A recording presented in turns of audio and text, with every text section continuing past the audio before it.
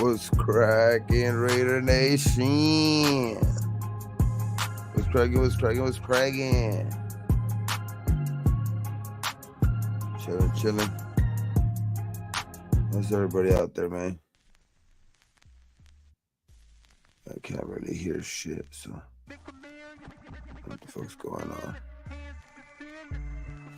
Hold on.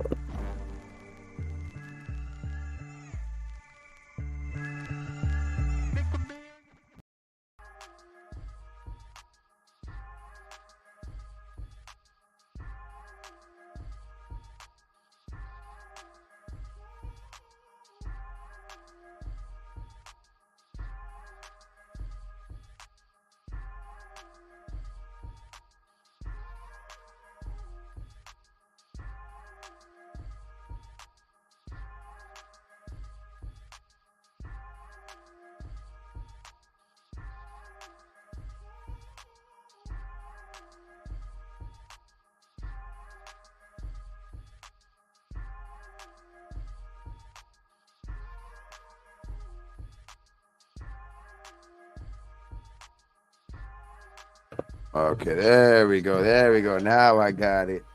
All right, what's cracking, Raider Nation? What's cracking, man? Now we on it. Now we on it. Had a little technical difficulties right there.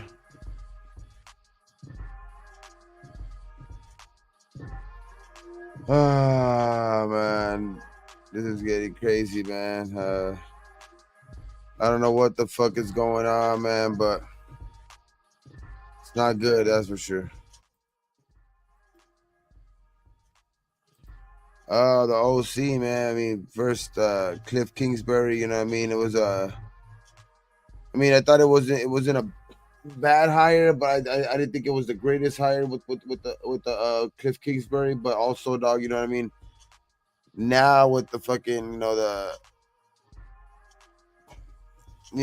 swirls are now that it's most likely gonna be Getsy. I mean, I wish it was they could hold up on it, you know what I mean, to maybe get Kubiak in the building, you know what I mean, maybe get, Bienemy actually in the building, which that's kind of surprising, even that they were even in talks with Bienemy. But hey, man, I just to even know that they were even in talks with them, it's different, man. But to be honest, man, I don't know about the Getsy move, man. I don't know if they're just scrabbling because now he put Cliff kind of pulled out of his deal, so now that they're looking like they're scrabbling to try to get trying to get somebody in the building, and it looks like it gets he might be the guy, according to Albert Breer. But damn, man, it's just upsetting. It's upsetting Saturday night news. But yeah, man, we're here, you know what I mean, we're reporting it, but it's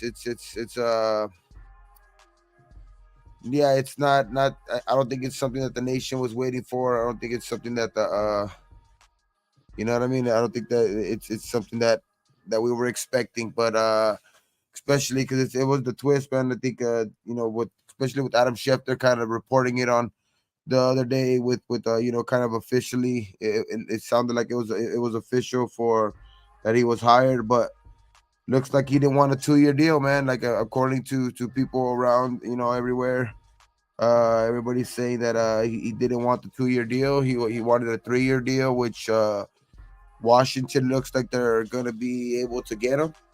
You know what I mean? Washington looks like they're gonna be able to give him that 3-year deal, which that's what he was looking for. To be honest, I don't know if that's what it was or if he just was. The rumors are that Washington might if Chicago doesn't hold on to that the first overall pick, that Washington might be the team that maybe goes up to go trade up for that number 1 overall pick to trying to get maybe Kyler, which that's what Cliff Kingsbury kind of had in mind. Kind of was one of his selling points on sticking somewhere for a job. So it's fucked up, man, because that this type of situation reminds us of the fucking any little situation like this kind of reminds us of McDumbass, you know what I mean, with he had those type of things that happened to him before with Indianapolis, and now we're having it happen to us with fucking, with Cliff Kingsbury. But who knows, man? I hope I don't like the news that Getsy's gonna be hired, but I don't know. What do you guys think about it, man? What do you guys think about it in the chat, man? Let me know. Let me know you guys' thoughts, man, on Getsy being, Getsy possibly being the guy. And who do you guys, hope that we might bring into the building maybe in the next couple of days, if that news doesn't turn out to be true. You know what I mean? So let's put it in the chat, man. Put some names in the chat, or how you guys feeling about Getsy, man? How you guys feeling about Getsy? And let me put something in the chat as well, dog. I'm gonna put the link in the chat. Today's the fucking, anybody's welcome. You know what I mean? So we're just putting the fucking link in the chat. Anybody wants to, pull up. Oh yeah, man, it's more than welcome, more than welcome. You know what I mean? Fucking anybody in the chat, man. Pharaoh, I see you in the chat, Pharaoh. Man, anybody's welcome. Arkham, Jaw Raider, anybody, man. Circus. Yeah, man, it's an open forum tonight, man. It's just a smoke out, Saturday night smoke out. You know what I mean? Just chilling. There was quite a bit of news today. In the nation, kind of had the nation up in a little stir. You know what I mean? With the news. You don't really get this all the time. You know what I mean, guys? When guys are already kind of penciled in for their position. You know what I mean? Cliff Kingsbury was thought to be already the OC. You know what I mean? Kind of I was already a couple days already, so it kind of looked like we were going to start spearheading, the plan for the offseason. But yeah, man, it was a surprise to me for sure, man. Like that, just to get that news, I thought, maybe Cliff Kingsbury was going to be our guy, because there was nothing else that was saying otherwise. But I guess, yeah, man. I guess 2 years wasn't enough for him. I guess. But yeah, man. My guy has been, my guy always from the beginning was Zach Robinson. He got snatched up by the Raheem Morris and Atlanta. But after that, my attention kind of turned to Clint Kubiak. But you know what I mean? That shit's not. It looks like they're kind of scrambling and trying to. I looks like they're kind of falling under the pressure. I don't know if it's a move out of desperation, because they lost their guy today in their original guy in Cliff Kingsbury. So I don't know if it's a desperation move and reaching out for Getsy. You know what I mean? Because that was kind of I don't know if he sounds like he was the second choice this whole time in this process with the OC hiring process, because he was brought in multiple times for multiple interviews. So it looks like Getsy it was the original second guy anyway. But oh man, it's just, I mean, the only thing that kind of is true, which somebody put right now in the chat right now. I think somebody put it a little bit ago that Getsy might be the reason right here. Look at. Are you gonna be more pissed when Luke gets Fields? Yeah, that's. I think that's what's it could turn into. You know what I mean? That I think for sure that's what it could turn into with you know what I mean? Getsy being familiar with Fields, and I don't know, Getsy might think that might be the guy to run his offense. But who knows, man? Maybe he knows that what we don't know, and maybe some of us that want Fields, maybe Getsy knows that he's not the guy, and Getsy might want to trade the guy for the trade up for our guy for our future as well, or just maybe stay put at 13, and maybe he thinks he could turn the guy, maybe a guy at 13, possibly into the next franchise quarterback, man. But one thing's for sure, we're going to need a quarterback. You know what I mean? I think that's man, it's fucking crazy, man. But it's some sad news tonight, man. But we're gonna smoke it out. We're gonna smoke it out for sure. I mean, it's we still got, I think, our guy, a head coach. I think it's at the end of the day, it's still it's still better qualified than what we had last year. You know what I mean? To be behind the helmet, offensive coordinator, because at least he has anybody who we're bringing in is going to be more qualified and more experienced for it. Just because for the simple fact, like it's not always experience, or it's not always qualifications, but at the end of the day, Bo just wasn't getting it done at the end of last year. The offense just looked stagnant at times. The offense would just get figured out kind of too easily, and it was obvious we have to make a move there. Obviously, I mean, it's Captain Obvious. I mean, kind of stating the obvious, but um, to be honest, like damn man, it's kind of bittersweet. You know what I mean? Because at the end of the day, it's bitter because it's not the guy that we wanted, but it's kind of sweet because we're gonna end up getting a guy that's more qualified anyway. You know what I mean? But I mean, like, we gotta have some silver linings to it, I guess. But and I guess that's one of them. But not happy in the least. That's for sure. Hopefully, the news is not 100% true, because it seems like this guy, even Adam Schefter's wrong. You know what I mean? Adam Schefter didn't even have this kind of mapped out, but we're gonna see, man. Hopefully that the Getsy news is not 100% concrete. So hopefully we still able to go out there and maybe get some more looks at some other guys, man, for the offensive coordinator job. I really do hope that we bring in, Bienemy and a Clint Kubiak, man, and just on that note, we got we got the homie backstage. We got Gravy backstage. Yeah, we got Gravy backstage, yes sir. And we got the for sure, man, for sure. Gravy, how's it going, man? How's it going, man? How's it going? Fucking got the other homie backstage too right now. Shit, we got we're chilling right now, but we're gonna bring him up right now. What's up, Gravy? What's up? Oh shit, what happened? What happened? Gravy, what happened? Can I hear you, Gravy? Can you hear me?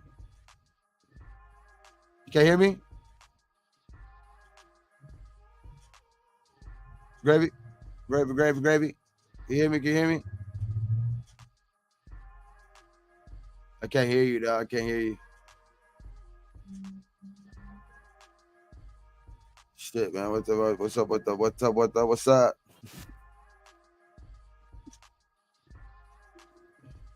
Hold on 1 second.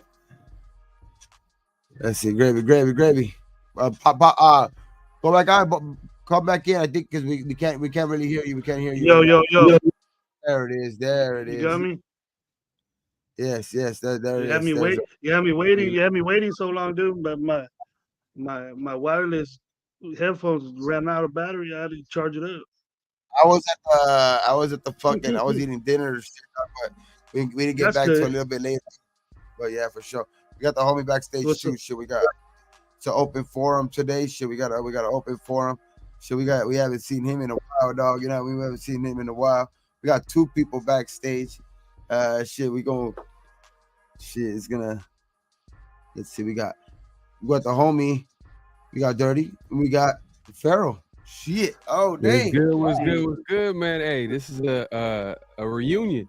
How you doing? Yeah. What's going on with everybody, man? How's everybody doing?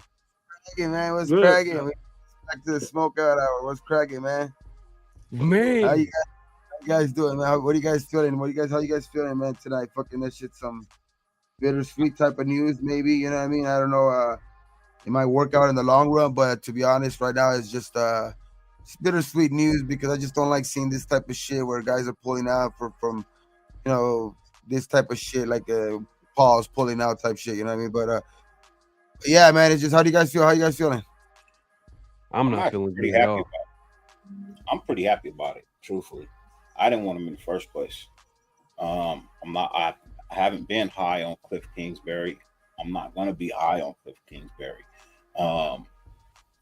It's like he hasn't really done much of anything, and then he's wishy-washy, that was one of the things. A lot of players talk about how they don't really rock with him like that. He's not a player's coach. I didn't think he actually fit in to what it is they're trying to do. Now, this other guy, Getsy or whatever his name is, I'm not on his train either. You know, I would like for them to continue to do their due diligence. There's no need to rush into getting a OC right now. You know what I mean? Like, you can wait a week or two till the Super Bowl is over. You can wait till then. You know, like, you don't have to just go out and sign somebody immediately right now, because then it feels rushed. And then we'll feel like you didn't really do your, because this new guy, I mean, like, really, what has he done? What's his resume? You know, I need somebody in here I feel like can actually get something done. I need somebody who can run the ball as well as pass the ball. I don't need a one-track minded offensive coordinator. You know what I mean? You have a dual-headed monster in the backfield as it stands right now. If you bring back Josh Jacobs and add him with a Zamir White, you have a dual-headed monster. And then you have your wide receivers on the outside. All you're really lacking at this point in time on your offense is some key blocking up front and a quarterback who can get it done. I mean, but if you don't want to run the ball, it takes away option. You know what I mean? And then there goes your offense down the drain, because everybody knows what it is you want to do. So for me, I feel like we dodged the bullet. I'm happy about it, and I hope they keep looking for somebody. You know, don't settle just to settle, bro. Yeah, I know. No, Yeah, I'm just more upset about that part, like what I was saying. But go ahead, Pharaoh. Go ahead. You guys hear me? Yeah, I can hear you right now. Good? Yeah, you good. Yeah. Sorry. You good. Yeah, man. Hey, for right now, I'm gonna be Mr. Pessimist. I'm usually the optimist, man. I usually like to keep a positive, because, you know, at the end of the day, man, I want to see good football. So I'm always gonna be wanting to see something good coming out of the Raiders. But right now, look, the Raiders' first choice was Kingsbury. Whatever Kingsbury said to AP had him wanting to hire him. Obviously, we knew that with Kingsbury, we knew that what was going to come with that. A young QB, a talented young QB, probably trade up maybe the top of the draft. You know, and with Kingsbury, he probably, you know, he took a year off from college. I understand, like, his offense wasn't as exciting as it should have been. It was a lot of hype, but, you know, it didn't end well with Arizona. But he was a head coach at the time.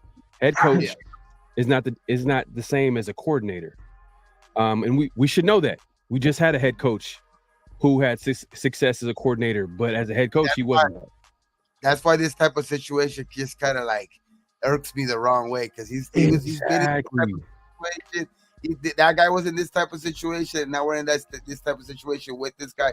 That's the only thing that kind of irks me the wrong way, like, about this whole thing. You know what I mean? It's just like, I don't like the situation that we're in, and it looks kind of like we're scrambling now. You know what I mean? And it just smells like the same old Raiders. Every year, it's something. The Raiders are in the news for the wrong reasons. Why are we having a coach that we pretty much, from what it sounded like, we officially hired, and then all of a sudden he backed out of the deal, and now it sounds like he's headed over to Commanders. Why is it happening? Why is it happening to the Raiders? And then to make matters worse, it seems like the Raiders panicked, and they signed an OC in Lou Getsy, who, if you're gonna be aggressive in getting a quarterback, and if you're a defensive head coach and you're putting all your eggs in getting that OC hire right, like, if you're trying to get that OC hire is huge for a defensive. Yeah. Oh shit! You kind of froze up right there. Remember in the press conference for AP, they asked him, "What are you looking for in an OC?" And then he joked and said, 24 points. But Lou Getsy, literally the 2 years that he was with Chicago, didn't even average 20 points. Exactly. You know what I'm saying? So it's just like, it was like 21 points or something. I don't like it. I'm not a huge fan. It seems like he's had success running the football as a coordinator, but it's well, let me tell you this. After when I think obviously AP likes him, and it's does his he though? decision for the coach. It's his decision for the coaching staff. It's a second decision, though. I mean, it's a Yeah. secondary decision. So he does. He Well, might. the first one. Well, from what I'm hearing, it was a money thing. It was a contract issue. So, if he thinks he deserves this amount of money and we don't want to pay him, then it is what it is. But him going to Washington, we're hearing that Caleb is gonna bitch and cry that he don't want to go to Chicago, and if Washington has a second pick, he's gonna be with this guy. But I would love to see. I would love to see them. Like as much as like like it is against the right away, but they have just the mere fact that they have been in contact with them, you know what I mean? It kind of like I would love to see them bring in Eric Bienemy, a Clint Kubiak, you know what I mean, to and hopefully that this isn't a concrete thing with the Getsy news. This is not this is not a choice AP is going to make, bro. I just read the guy's resume. You know what I mean? This is not a choice AP is going to make. I think this is something that AP in his press conference said that he wanted to run the football. This guy had the second-ranked rushing offense in the NFL last year. Yeah, but we also want to throw the ball too. Well, he didn't say throw the ball in his press conference. He just He said did. throw it vertical. He did. He said vertical. But He that, averages 100. throwing the ball. That's throwing the ball. He averages 141 yards of rush. That's more than we've ever had in the last fucking 10 years.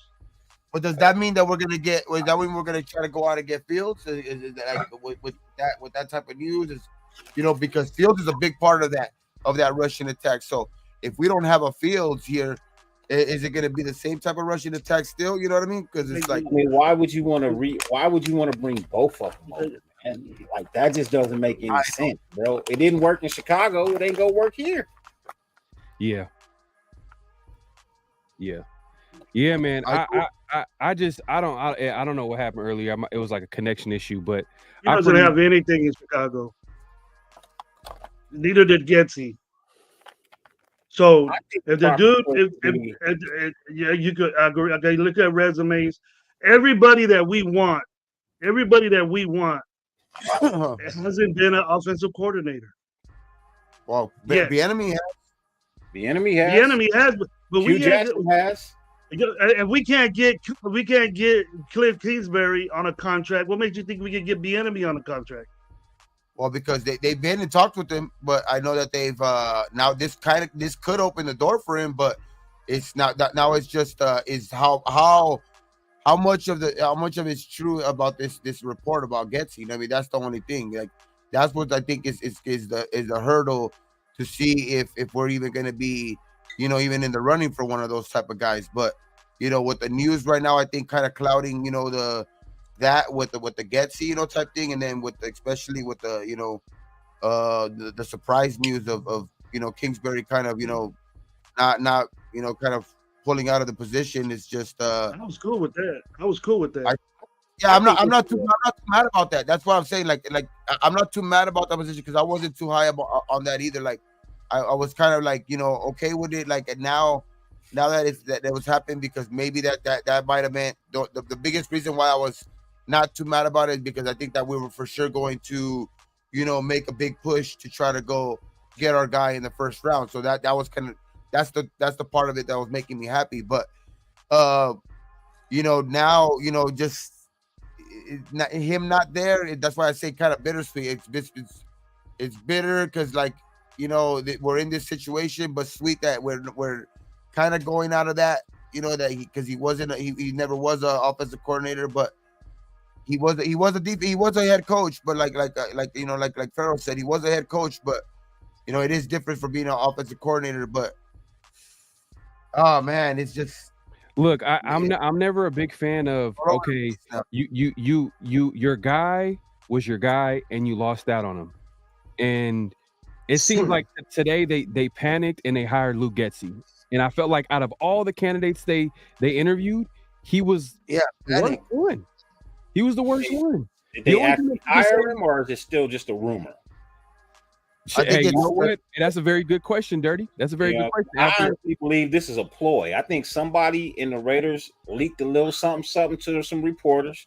You know what I mean? And what they're trying to do is get maybe one or two of these guys that they interviewed that said, well, let me think about it to speed up their thought process. You know what I mean? Fowler said it's almost a guarantee, bro. So Fowler's a good. He's a good source. I mean, Adam Schefter is supposed to be almost a guarantee. Now, I just heard. I could be wrong. You know, I've been wrong before, but I was told that Cliff Kingsbury wanted something close to a head coach's contract. You know what I mean? As in being paid and the amount of time that he was going to be there. You can't have that in your organization. You can't have an offensive coordinator getting paid on the same lines as your head coach and given the same amount of time. Like, there's going to be an issue, you know? So, you know, for me, like I said, I feel like we dodged a bullet, bro. I didn't think he fit with our team anyway.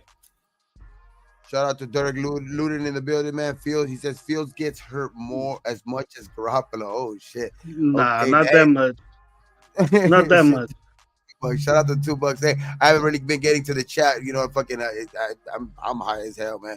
I mean, it is the smokeout hour, but yeah, we go get to. He has been hurt every year of his NFL career.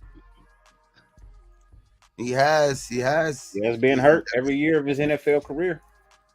Started 2 years prior in college. He's been hurt every year since. He has been hurt at some point or another in every season, I think, in his professional career.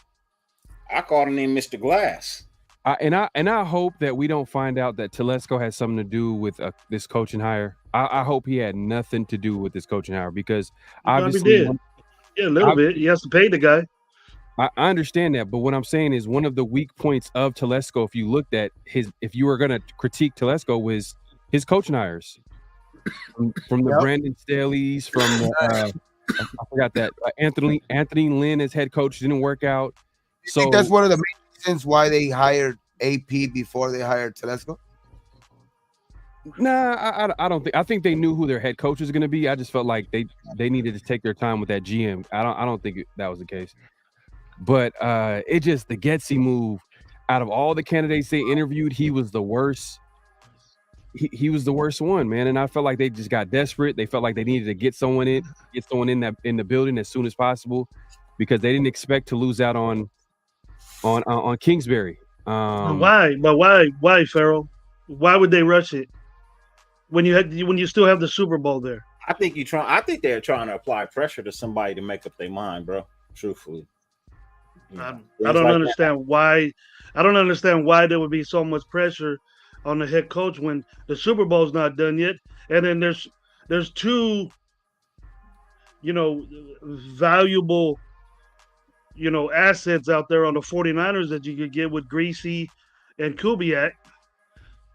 Yeah, that's out there looking for jobs. Out of them, everybody loves Kubiak, but Greasy's the best one. Yeah, but I think it's who's going to be available. You know what I mean? I think who's going to be available. But I think just kind of getting any knowledge from that type of offense over there, because you see how that coaching tree from that tree, I don't know how they did it. I don't know how it never panned out. With the Commanders. I think maybe because it was just Snyder as the owner or whatever. But I don't know how that group of coaches never worked out together with Shanahan, LaFleur, you know what I mean, McVay, just all of those guys. Raheem Morris, was it Raheem Morris or? Yeah, I think it was. But they weren't mature. They weren't at their positions yet. They got better. And I just think that, but just getting somebody from that type of tree, you know what I mean. You see guys, from like, you got to be able to. Get some of that knowledge, you know what I mean? And you see Shanahan's offense, successful, with that when he was with Atlanta, now with the Niners, you know what I mean? It's just, you just see it, it's something that's successful. And so I would think that it would be wise to kind of wait up and maybe we don't have our quarterback yet anyway. I don't think we have our quarterback yet of the future anyway. So what's kind of the rush? You know what I mean? Like, But you Let's- know let's- that let's- you're gonna get a QB. Not to cut you off, but you know you're going to get a QB. So you want someone in the building that can develop.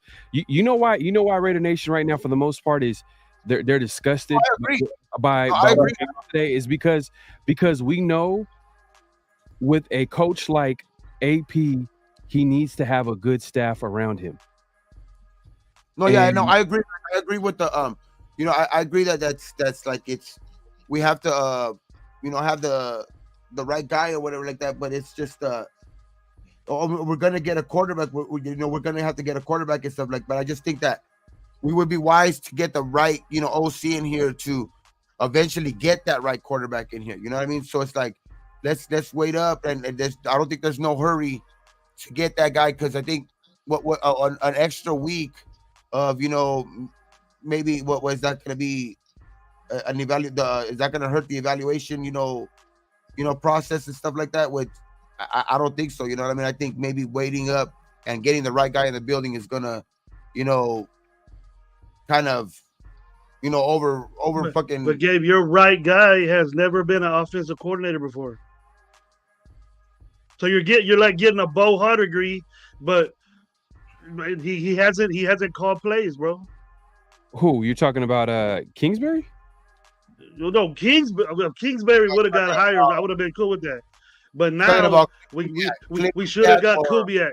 We should have waited to get Kubiak. You know what I mean? He did call. I think what it is not a flashy ass name, and then we're starting to investigate this guy. Is that he's only been an offensive coordinator 2 years? He's an offensive coordinator for a sorry ass team with a good offensive minded head coach, and he got rid of his whole offensive staff because they're not like him. Who? They're not.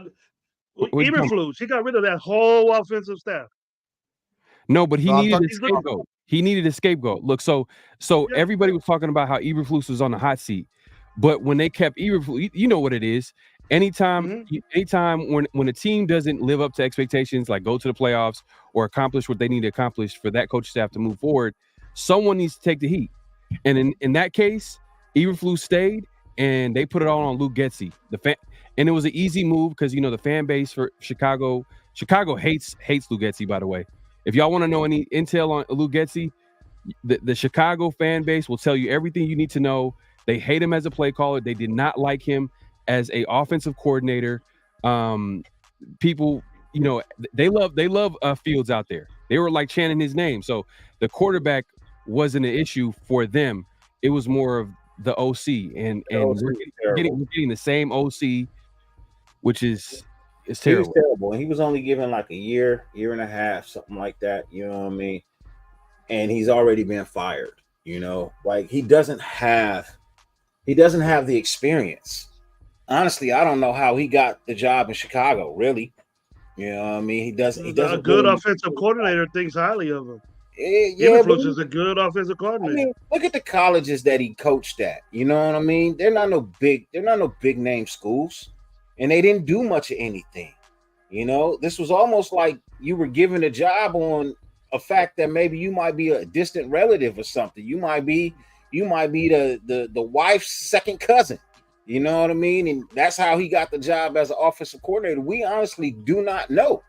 But we know that they recognize that they made the wrong decision early. You can see that they recognize they made the wrong decision early, and now we gonna jump into the pot and make the wrong decision. Honestly, I believe this is just something to write. I don't think it really has any validity to it.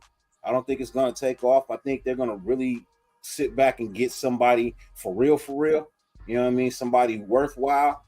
If Bienemy is fired tomorrow, you have a conversation with him. I wouldn't be Hugh Jackson. He just lost his job with Grambling. Wait a minute. I can't fault him for that. Didn't they just? There we go. There we go. Getting all this old shit back and making all these old folks happy. I'm not saying Hugh Jackson again. I don't want Hugh Jackson again, dude. I'm not saying that'll be disgusting. Look, what I'm saying, Gravy, is get somebody with a resume. I'm not saying get Hugh Jackson. What I'm saying is get somebody with a resume. Get somebody who's proven to be able to have done something in the NFL. Bienemy is already fired, right? Bienemy's already not out of a job, right? Because they're trying to hire Kingsbury. For that same job. So that has to mean that Bienemy's already up for a job, because I think the Raiders have. I know that's there's already reports out there that the Raiders have at least been in talks with him. You know what I mean? They've already had preliminary talks, I guess, with him for bringing him into the building. Now I don't know how much truth there is to that. So because you know how the history on that shit, but you know what I mean, it would be cool to bring him into the building, dog. Like, just because I think that's a guy with the most experience, and especially in this division, especially because the guy that runs the division, in Patrick Mahomes, basically that's the guy that knows him best. You know what I mean? That would be the guy that knows him best, and I think that would be very, very smart. You know what I mean? To bring him into the building, at least fucking for an interview. You know what I mean? Because that's the guy that I think has the most. I mean, we're talking about experience and all of that shit. I think that's the guy that would probably make the most sense, just because you know what I mean. It's just it just does. You know what I mean? I think any quarterback that we bring in the building, I think Eric B will be able to, run an offense that's going to, be able to be good, because you've seen him be able to have. Look at what he did with what's his name last week, Sam Howell. You know what I mean? So it's like, I don't know, man. I think that it would be smart to bring in Eric B into the building, at least for an interview, bro. And going back to why did Eric Bienemy only last a year for Washington? I know they got a new coach. New coach. They got rid of Ron. They got new ownership. They got rid of Ron. You know what I mean? I just think Eric Bienemy, to be honest, I think new ownership brought him in, though. That's the problem. Wanted to step down as well. He's supposed to be one of the best offensive minds in football, and you get rid of him. I think what Washington wants is reputation has to come with that. You know what I mean? I think they're on two different pages. Bienemy and the Commanders are on two different pages. But Gabe, I appreciate you as always, Brody. I gotta run out. You know what I mean? It's 11 for sure, man. Sure. Saturday night, you know how that goes for me. The Dirty Lunatic. Yes, sir. Gravy, my brother. Always a pleasure to speak with you, man. I know I don't talk to you a lot. Understand? I still like you. I still respect you. I still rock with you, even though I don't talk to you all that often. And Pharaoh, my guy, bro, I haven't seen you in forever. I mean, I used to play all the time, but the same thing for you, bro. I still rock with you. I still respect you. I still love you, bro. Likewise, man. Likewise. Appreciate you, my guy. On the rebound. Yes, sir. All right. For sure. All right. I like what Raider Zach. I like the Raider Zach. Raider Zach was saying exactly what I mean. Well, earlier, Gravy, you were up higher. You were talking about Clint Kubiak, right? And you were saying that the guy's never been a play caller. He actually was a play caller for the Vikings for one season, and they had him as a coordinator for the Vikings. Yeah, he was a play caller, and they were like top 15 offense under Mike Zimmer. But and there's some potential with him. There's some with especially because he was like the last few seasons he was with the Niners under Kyle Shanahan. So I'm sure he learned a lot. Why did the Raiders even interview him? I know they can interview him. No. They can't get an in-person interview. They still can have an interview. You have virtual, but exactly. I bet you it's something like he has other things to worry about though, Farrell. You know what I mean? Then, hey, the Saints are basically getting ready to offer him a contract, which he's most likely going to accept. So if it looks like 29 minutes ago, they just reported Raiders expected to hire Luke Getsy as offensive coordinator. Yeah, it's official. It's looking like it's official, but you know what? That's what I said about Kingsbury, and we know how that happened. But it's I don't think that's gonna happen the second time around. I think it's gonna be Luke Getsy, and it seems like a desperate move, man. Because if you guys remember when before the week started, they said that the Raiders were gonna make a decision on OC this week. So they for sure had a deadline. And once they felt like Kingsbury was a guy, if you guys remember, Alex Van Pelt, the guy that they interviewed, the same day they hired Kingsbury, he goes to the Patriots. So I'm sure they informed the candidates they that they interviewed that, hey, you know what, we're going to go to Kingsbury route. So losing out on Kingsbury, you see how that really kind of messed up their whole plan at OC. Because if Kingsbury didn't want the job to begin with, or that didn't work out, they probably would have went to an Alex Van Pelt. They could have went a different route. But now they're almost settling for Luke Getsy, who, as we talked about, like, he's run top run offenses, but hasn't really developed a passing offense. And maybe that might be because of Fields. Fields is a running quarterback. He has, he's still developing as a passer, but look what he had, dude. Look what he had, though. DJ Moore is not DA. No, they don't have any other. The Komet is not even Hooper. Maybe better than Hooper, and not close to Myers right now, or Mayers right now. Jacoby Myers, they don't have a number 2. Their offensive line sucks. You got to put him in a position where he doesn't. You got to put him in a position where he don't have to run around. He don't have to be your leading rusher. That's the same thing. He was hurt most of the season. He was hurt most of the season, and they were second in rushing. But that's the same thing we can say for Eric Bienemy in Washington. I mean, he didn't have those players, and look at what he did wonders with Sam Howell. I mean, he had Sam Howell, the leading passer in the NFL for most of the season. You know what I mean? So that's why I'm saying I think it's a desperate move to try. Like, I think it's a very they're like you said. I think it's the beginning. I just think that it's. I don't know, man. I just think that I don't. Well, to play devil's advocate with Eric Bienemy, a lot of like the Washington fan base really complained about his run to pass ratio. Like he was a pass heavy OC. He rarely ran the ball, and they have a talented running back. The Commanders do have a talented running back. They were almost last in rushing last year. Just about last in rushing. And a lot of that had to do with Eric Bienemy leaning on the pass game. So maybe that might be like that's not where AP wants to go with that offense. He probably wants a little bit of a pass game. And they went with Kingsbury, but as of right now, we don't have anybody to run Getsy's offense as well, because Fields was a big part of that run offense. So as of right now, we got AOC. You know what I mean? So we don't have. They got some good running backs back there. Gabe. Yeah, but the part of Getsy's offense was the threat of the quarterback running. That's what made That's what made the running backs, even more threatening. But when they just can focus in on just the running backs, is it as effective? Can be. If your offensive line is solid, we're gonna have to. That's why it's gonna be even more desperate to make a move at quarterback for sure now. Which can be good. Which can be a blessing in disguise. Hey, this is a random thought, but with all this, OC hires, this guy's getting hired, this guy's not pulling out on the deal, and now we can lose Getsy, who is the backup option at OC.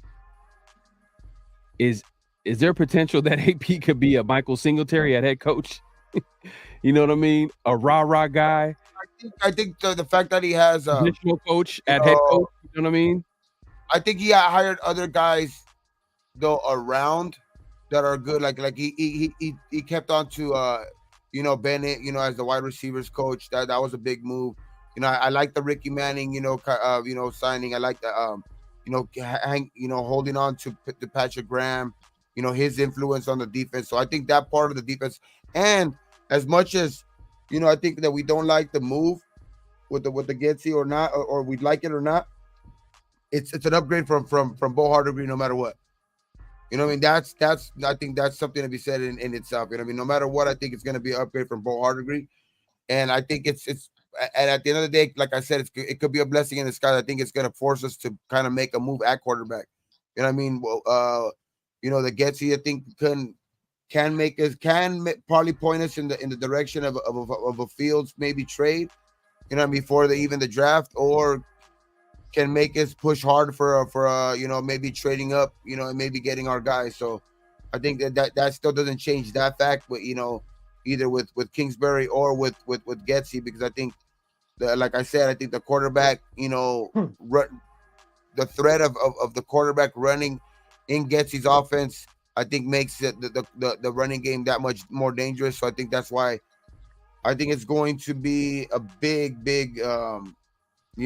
emphasis, to get a quarterback who's mobile in this offseason, whether it's, a veteran in a Russell Wilson or a guy who's still young with potential in the fields, or a guy in the first round, maybe trading up to go get, maybe trading the farm to maybe trading up to go get a Jaden Daniels. One way or another, I think they're gonna, the emphasis is to try to get somebody who can move back there. Yeah. I'm low key saying that the potential with this guy is there, but he's not the hot choice. But look how fast they went from Kingsbury to Getsy. It means that he was on their radar from the get-go. You know what I mean? You don't make a decision that fast if they weren't impressed with what Getsy was getting at him with. And so being that he AP went on a on his opening this thing where he got put on the Raiders head coach. He said, "Hey, I want to run the football. First thing, we're going to run the football." This dude has consecutively ran the ball 2 years in a row, top 5. Yeah, I agree with the most though. And then looking at Bienemy, he's last in rushing, bro. The near last in rushing. Yeah. It's somehow it's Derek Carr's fault. Somehow. Yeah. Yeah, but I get what you're saying. You're saying that it matched up with AP's philosophy running the ball. I mean, he's a defensive head coach. I think every defensive head coach wants to run the ball. Like it is what it is. I think a lot of people, when they bring up Eric Bienemy or some of these big name OC hires, is because they're thinking about the quarterback position, and they know that we're going to draft a QB. If you're going to draft a young QB, you want to develop them the right way. You don't want to mess up this OC hire. And everybody sees how the Fields and Lou Getsy experiment unfolded, and it didn't work out. And we can all agree that the Raiders are most likely going to be drafting a QB in the draft. Yes. So if that's the case, you're putting all your eggs in one basket with Lou Getsy, because if let's say this, let's paint out this scenario. If Lou Getsy doesn't work out with the Raiders, does that mean that's the end for AP? I mean, it's a big hire. You know what I mean? These type of hires can end up, costing you your job. I mean, like, he's a first time coach, so will his leash be as big as other coaches who have experience, who might get the benefit of the doubt, like, usually he takes a couple years to maybe turn it around, or does if he's if this kind of hurts us in the first year, does Mark has shown us that he's not that much knowledgeable as an owner himself. I mean, he made a cool move this year. I think the pressure kind of made him made the move for AP this year, but I don't know, man. Does he stick with AP? For just as long, if if he feels like, because he doesn't have that background, so it's like and this is a big hire. This is a big hire that I think. Pharaoh, you know what to get you fired?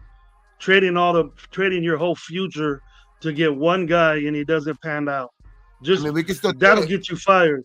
That could get you fired quickly. Not if you're a coach for the Niners. Not if you're a coach for the Niners. Exactly. But the thing is, we ain't the 49ers. We constantly do this. We constantly do this. How many Aren't you guys tired of it? Now you're down with it again. I'm not saying you guys. Everybody's down with it again.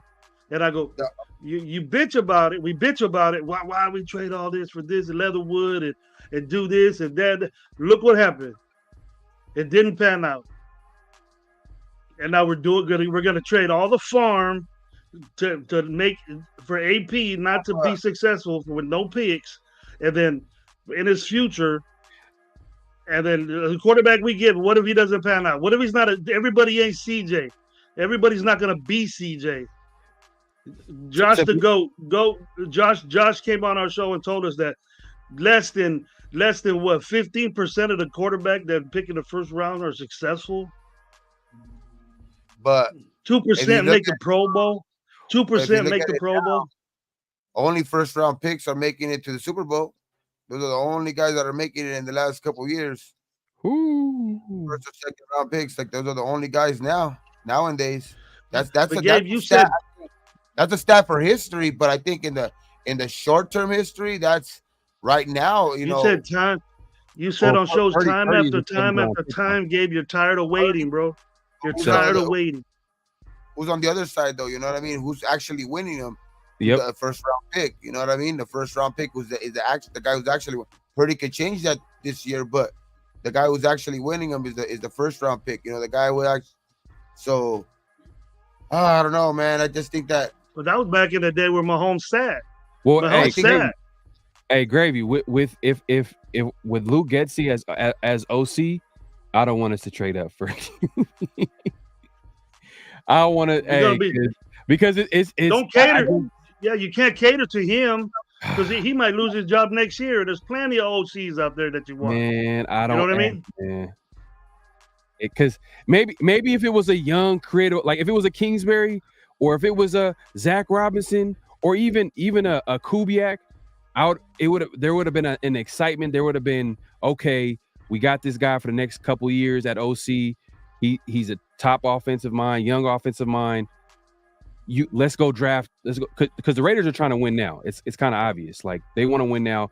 Mark Davis wants to win now. Telesco got the job. I believe because he had a plan at QB to how to attack that position better than all the other candidates, and obviously the experience. Some of the best coaches right now, like head coaches, and all that shit, have been guys who jumped up from basically being almost like not even coordinators, you know what I mean? McVay, Zach Taylor, you know what I mean? Like those guys have, been a guy who's been to the Super Bowl, a guy who's won the Super Bowl, you know what I mean? McVay wasn't an offensive coordinator, that was Shanahan in Washington, you know what I mean? So it's like some of the better guys have came from being, not coordinators before, and they're just, you know what I mean? They're just ready to become, they're ready to become offensive coordinators at that time. You know what I mean? And it's like, I think Zach Robinson was the perfect time to get him to become a coordinator. And I think Atlanta got a great coordinator in them. And I think, Kubiak's going to be that next guy. I think Breesy would be the guy, but if you could pluck him away, but I don't know if he's, I don't think he's even been in discussions, but Kubiak would be. He's a young dude with the. I think that's I think has enough knowledge. I think, and enough even background because I think his dad from his dad being a coach in this league for fucking many years. You know what I mean? So I think that's a guy who I think would have been a guy that would have been smart to go maybe look into, but I think now it's time to turn our attention to get to what it sounds like, you know what I mean? But we're gonna see, man. And another thing too, the NFL is all about relationships. You know what I mean? Like who knows who? Like you just mentioned, Zach Robinson going to Atlanta. Obviously, he coached with Raheem Morris, so like he felt more comfortable going to Atlanta, even though he could have went anywhere else, but he went to go coach under his guy that he knew. And some of these candidates, obviously, they're interviewing for the OC job. They're selling the plan that they have on offense. But on top of that, I'm sure AP, you heard what AP said in the press conference when he talked about picking out his staff. He said he had to evaluate these guys and see if they, you know, can be a coach for the Raiders, because not everybody's built to be a coach for the Raiders. So we might say Eric Bienemy, we might say some of these guys, these names, but you know, as far as when they talk to AP, their name, exactly, their name. Yeah. You know, I mean, Gabe, in November, Gabe, we were talking about when AP got the job, right? And Bo was messing up. Yeah, we went on a 2-0 run. Then we started messing up. He started messing up, right? We were saying, well, what type of offensive coordinators would be good and this and that. We brought up Kingsbury. How many people in the chat were saying, hell no, hell no. You guys are crazy. And then when he got hired, I couldn't believe how many people was down with it. No. I couldn't believe how many people. I couldn't believe how many people was down with it. I think when we were having those conversations, also though, like at one time, we ever fucking mentioned fucking Getsy. You know what I mean? And I think that's what rubs people the wrong way. Maybe that's a good thing. Maybe that's a good thing. Maybe is it? Because that seems to be, you know, not a good thing in future, in history. You know, okay. We do that. You can say, if people want to say that Justin Fields was their leading rusher. I know he missed games last year, and I know Farrell, you're real good at that. Check and see how many rushing yards on the games that Justin Field played last year, and how many yards was it around? It's not, I don't even think it's that. I think it's like. Well, everybody's saying because of Justin Fields, they're number 2 rushing team in the league. But it's a big risk because we're getting a guy from a losing franchise, a losing record too. Like, what if it's just expecting him to win with us is another risk in itself. Like, we got to get guys from winning organizations. We got to get guys who are already used to being used to winning. Well, we have to get guys to be winning. No, not Bienemy. A Clint Kubiak, guys that are still, you know, going to be available next week because they're part of, you know, the Chiefs staff, or they're part of a 49ers staff. You know what I mean? It's like we're getting guys from losing organization. It's like, and we keep expecting them to, you know, change with us. And it's like that's the problem I think we've had in and of itself. We've had in this organization for years now too. So Justin Fields, not to cut you off, Gabe. Justin Fields ran for 657 yards in 13 games last season. 657 yards. So, and he said he was the leading rusher for the Bears at 657. He led rushing quarterbacks, I think, that year. Oh, last season. More than either him or it was either him, Allen, or Lamar. Yeah, I'd have to. Lamar was hurt. Lamar has been always hurt. Let's see, leading rusher at QB. Same thing. Sure. But anyway, thank you for that, Farrell. But you know, they had a good running game, and I think that's what AP sees. That's what he wants. Let's see. And this guy has did it for 2 years. They're not expecting him to run for 600 yards or whatever. And if coming from a losing organization that constantly loses, bro. So he was number 2. Justin Fields was number 2 behind Lamar for rushing yards at the quarterback position. Like, I think in the last couple years, I think the only team that's lost, you know, I think they're one of the losingest franchises themselves, you know what I mean, in the Bears, you know what I mean, in the last, you know, decade. It's just like, fuck, man, do we really want to be getting guys from the Bears, you know, coaching staff and shit like that? Like, that's the only thing I question about it. That's the, like, but how could you be successful? How could you be successful in that organization? But that's like, you like him as a coach, it has to be part of that to blame though too in that situation though, because like it's just man, we can't just not blame him. You just don't like it. No, but we have that same argument when it comes to another guy. You know what I mean? It's like, oh, that guy's not, you know, that guy's never done this or done this. Like, it's like he's never done anything either. Yes, he hasn't done anything. And we know, like, it's like there's nothing to like about him. There's nothing to I like mean, look, about him.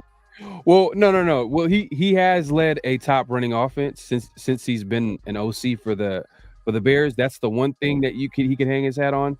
The question mark is developing a passing game, which we didn't see under. We could he be was honest. 20. He was like 21st or 20 something around there. Nah, it was pretty bad. The passing offense, it was pretty bad for the Bears. It was. Well, it was Fox, pretty- on Fox, it was like 21st. Yeah, because I know Fields was like 21st in just no. I think Fields was 21st in accuracy. In just I'll like It was look- better than ours. It I'll was look better at- than ours. They were always on top of us. in completion percentage. I think Fields. That's one thing he struggles in completion percentage. He's not the most accurate person. That's for sure. Yeah, let me look So that up. that could be a thing that maybe hurt Getsy's offense as well too, and that might be. That's why I was saying too. He could be a guy that either gets a Fields, or he might be the perfect guy that says, you know what, we don't need Fields because he's not reliable. He's not he's not accurate enough or this or that. You know what I mean? So he might be the perfect guy for that situation. But I don't know, man. It's just I think Getsy wanted to get away from Fields. Man. that's what I'm saying. Like he might be the perfect guy to know if Fields is the guy or not. You know what I mean? So that might So the Bears last season had the 27th ranked pass offense. See, that's 27th. But they were number two rush offense. Number 2 rush offense. that's not. That's unbalanced. And hey, if you guys want to be honest, we played the Bears last season and we couldn't stop their run at all. Okay. They dominated. And they dominated with anybody that was we made their running backs look like. And that cat beat. What are you talking about, Gabe? That Getsy beat us with Badgett. It's true. Yeah, I forgot about that shit. I forgot about that. Yeah, undrafted. That's also why we had McDumbfuck as a coach. McDumbfuck for sure. You know what I mean? It was definitely not the same. It would have been done. Definitely not have been the same if we would have played him with AP at the helm. So let's look at 2022 because he was the OC in that year too as well, and they had the Bears had the 32nd ranked pass offense. They had the worst pass offense in the NFL in 2022 with Luke Getsy. And we still gotta, even if the run offense, right? Like I understand, we have good running backs at the moment, but what if say we don't bring back a Jacobs, so we're gonna be still relying the whole thing. We're gonna have to put the whole, we're gonna put the whole load on. We're ready to put the whole load on Zamir, right? We're ready to hold. Hey, that pause. That sounds nasty as fuck. We're ready to fucking, we're ready to have, let Zamir carry the, be the workhorse, back there. Mm-hmm. For Fields? And get Fields and whoever we bring in at quarterback, or if we stay with we don't happen to. Is that gonna amount to the running attack over there? Say like we stay at 13. I'm not saying that, Gabe. I'm just saying, look what we had this year, bro. Nothing. Just something, bro. I agree that it's gonna be better than what we had. That's what I finished saying too. Like it's like, yeah, I agree. It's gonna be better than Bo. Yeah, I mean, and we could have won games. Of the quarterback just ran around a little bit. Is it gonna make that much of a difference when it comes time to it? Say we do get to, sneak into a playoff, berth, or do get into the playoffs. Is he gonna be the guy that's gonna get us to the promised land? That's what I think. What's the biggest question, dog? Is Getsy gonna be the guy that's what? Hey, shout out to Raider Zach, man, because he's vouching for Getsy, man. He feels like Getsy that was the number 2 guy. Key. He was number 2 I'm guy. Low key too. Low I key, said he was. He was in their plans, I think, right after. If it was that fast, it wasn't pressured. They could have waited for these other guys. I mean, he obviously wasn't their first option because you know what I mean. So that's what kind of scares me too. That's what makes me think that they kind of scrambled and went for him because he wasn't their first option. He was a good from what reports are saying that what people that put out on Twitter and all that stuff that he interviewed well with the Raiders and he was a top candidate in the whole process and all that stuff. So he was a top candidate, but he obviously wasn't their first choice. That's what makes me think that they kind of scrambled for this. That's the only thing that makes me think about it because obviously he wasn't the first choice because Kingsbury was named earlier and it was a contract type thing that didn't let him get the job supposedly, right. Which I don't. Kingsbury got some balls. Kingsbury got some balls thinking. Well, he's getting paid 20 mil. Gravy. He's getting paid 20 mil by the Cardinals, so he's like, "Hey, if y'all not gonna give me what I want, I'm getting paid 20 mil. So I'm gonna take my talent to Washington where they have the number 2 pick and they get the QB that I want. You know what I mean? So no matter what, I think there has to be something more to it than just the 2-year deal bullshit or all that shit. There just has to be more to it. Oh, there's definitely more to it. It's probably behind the scenes. It's probably has something to do with possibly getting a top QB in the draft because the Raiders are at 13. The Raiders are at 13, and he's going to go interview with the team that's picking at number 2. So that's why I'm saying I think he wants to be with Caleb. That's what made me think they were scrambling though because he wasn't their first pick though. And was he? And then with the hiring of who was the name that you said earlier? Van Pelt. He was also another finalist supposedly, in the guy to get the job this week. So that's another guy who got hired right after the Kingsbury thing. And we heard Van Pelt, not to cut you off, but we heard Van Pelt earlier that day. We heard it earlier that day. So we're like, oh man, that's one of the guys the Raiders interviewed. And then right after you said that's what? What I'm saying. That's what I'm saying. So what I'm saying is, was Getsy even their second choice? Even that's what I'm saying. Could he even been their second choice? Yeah. And that's what I was saying. That's what I was saying. I'm like, look, that's why the Kingsbury situation is so bad is because they thought it was official. They probably told Van Pelt like, hey, thanks, but no thanks. You can go on. Like we've moved on to, that's pretty common. Jobs will tell you like, hey, look, we're moving on to another candidate. And they went with Kingsbury, and then Van Pelt the same day. Van Pelt went to the Patriots, and obviously the Raiders had to fall back to Lou Getsy, a guy that they interviewed early on. They said they were high on him, but at the end of the day, he wasn't the first choice. All know. That's what I'm saying. I'm not even saying Van Pelt is anything, OJ. I'm not Omar.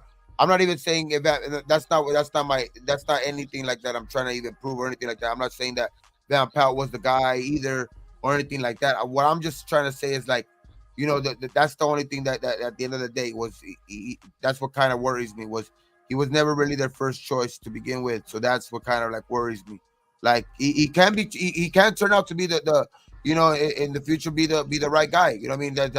That's totally still to be that's still to be debated about. We could debate about it now, till the sun comes up, but he's still gonna have to prove it, next year. But it's hopefully he proves me wrong. To be honest, that's what he's gonna do better than Bo. He's gonna do better than Bo.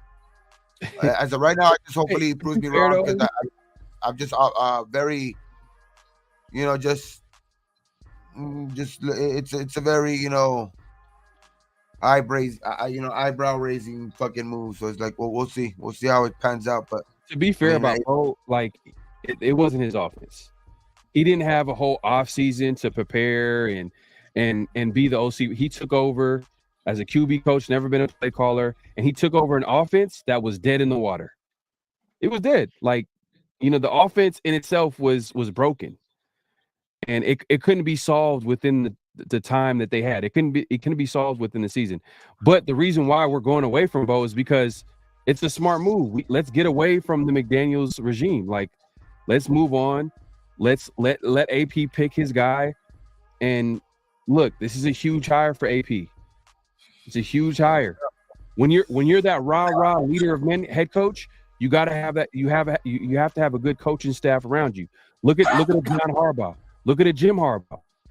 You know what I mean? Those guys do a really good job by putting guys around them to do the X's and O's for them while they lead the team. And AP, I feel like, is in that type of mode. I'm not saying he's as good as coach. Time will tell. But what I'm saying is that you got to get these hires right, and Luke Getsy better be the guy.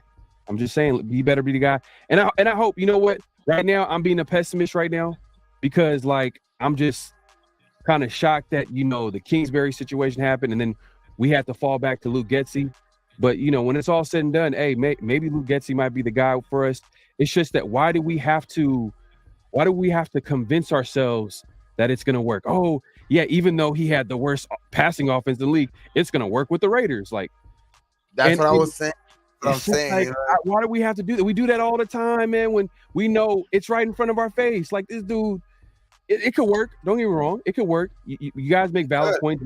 Shout out to Raiders Dak. He talked about how, like, and you as well, Gravy, like, Chicago, he didn't have a lot to work with in Chicago. You know what I mean? Maybe we can give him the right pieces for him to be better. And I don't think Justin Fields is automatically going to be traded to the Raiders just because of it didn't work for Luke Getsy. Why would it work? Luke, if anybody will know about Justin Fields, it'll be Luke Getsy. So all he has to do is tell him, like, hey, what do you think of this guy? And if he says, nah, this is not the guy, they're not going to trade him. Easy. Now, interesting. If does this mean we didn't get Kingsbury? And Kingsbury, I knew we were gonna move up. I was always right when we hired him. I go, we're gonna move up and get a quarterback that's for us, for his offense, and he has to be mobile. He has to run RPOs. He has to do this. Now, if Fields is out of the question, because why would you bring the quarterback that the offensive coordinator got fired from? Just like you were saying, Farrell, why would you do that? That wouldn't sound right thing to do. Or maybe they're getting ready to do something. Give Fields and the offensive coordinator. Let's do what you did in Chicago with better players. And it might work out with better weapons. And see what happens. I do feel you that we do have better weapons. That's not a doubt. That's no doubt about it. There's no doubt about we have better weapons. But my question is, if we don't get Fields and we don't move up, what happens then? Exactly. I like DJ Moore. I like Darnell Mooney. Yeah. I like some of the running backs they have in Chicago. I don't know about their tight end, but, like, I'm trying to think of, like, I'm throwing these names out to you guys. Komet solid, bro. Solid first down. Solid first down guy. Tight end, Cole Komet. Yeah. That's a pretty good offensive tackles too. You know what I mean? I know that they have they weren't bad, bro. They weren't bad. They beat us. I don't care who the coach was. They have physical. I remember that game. They got some pretty good guards too. So that's a pretty big one. They ran the ball up our ass, and that was still Graham's defense. Has nothing to do with McDaniel. We do have McDaniel as the coach. Hey, I'll say this, man. I think we can all agree to this to a certain extent. It was a different team under AD. Way different team, way different defense. Compared to McDaniel coach. McDaniel coach. They play different. Sometimes that matters. No, it matters. Yeah, go ahead. If we get better at the defense, right? Say that we could go out on the free agency because I think we're gonna be able to create some more cap room, and we could go out and get dominant on the defense to where we only have to get, like what we were saying before about the defense. Getting incrementally better, you know what I mean? And maybe getting into the top two, just into that, 15 to 20 range type rate. You know what I mean? Maybe, you know what I mean? Because the defense could get dominant. If you could go out and get. There's a lot of defensive tackles And that are and I going to be in this free agency, to yeah. where that's the position that I think is I think the most, not the most glaring, because I think the group of guys that we maybe have had as a collective whole maybe were played solid for throughout the year, but I think getting a true guy that can anchor the middle right there, bro, and maybe open up the game for like Kuntz and Max and even possibly a Tyree, dog. Like I think that right there can make this defense, I think, not only top 10, I think maybe even a top 5 type defense. If you could go out and try to go get a Dexter, I think it's with a Dexter Lawrence or the guy from Miami is gonna be a free agent. I know Leonard Williams is a free agent. I know Chris Jones is gonna be a free agent.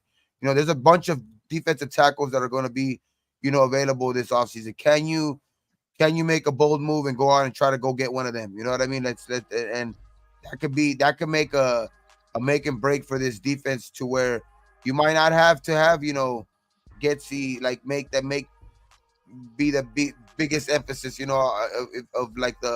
of next season. Maybe he just needs to get the offense just a little bit better, and maybe we only got to get a veteran in here or something like that. You know what I mean? If not everything works out in the draft way, like if what they're saying is true, where quarterbacks might go 1, 2, and 3, to where you might have to kind of maybe fall back. You know what I mean? And you know what I mean? Because I don't know if Bo Nix and Penix are worth like a top 13 pick. You know what I mean? You might have to can you trade back and gain some more picks if somebody's wants to kind of get up there, or do you take the best player available and maybe go second round type of guy, where there's guys who have question marks, like a Jordan Travis, JJ McCarthy, but it's just I don't want to have to like settle for that type no more. I want to get our guy at quarterback. You know what I mean? Like we have to get. It's time for us to fucking swing right. You know what I mean? It's time for us to fucking hit on it. Like I know it's like it's been a bunch of times where we trade up and we don't get our guy, but I think we haven't traded up to get our guy since forever, and I think that's what scares us. You know what I mean?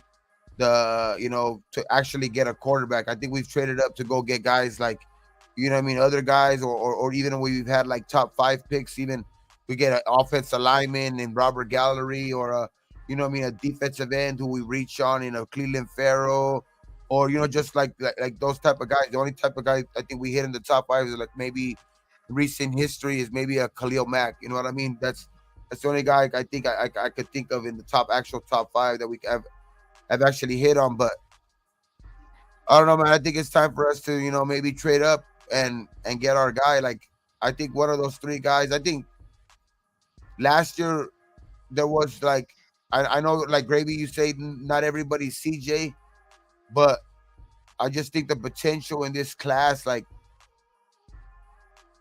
last year there was only actually one guy that might have been shining. Like it was either going to be CJ or Bryce Young in the right situation, and it looks like it was CJ. I mean, there was only really 2 guys last year, and one of them hit.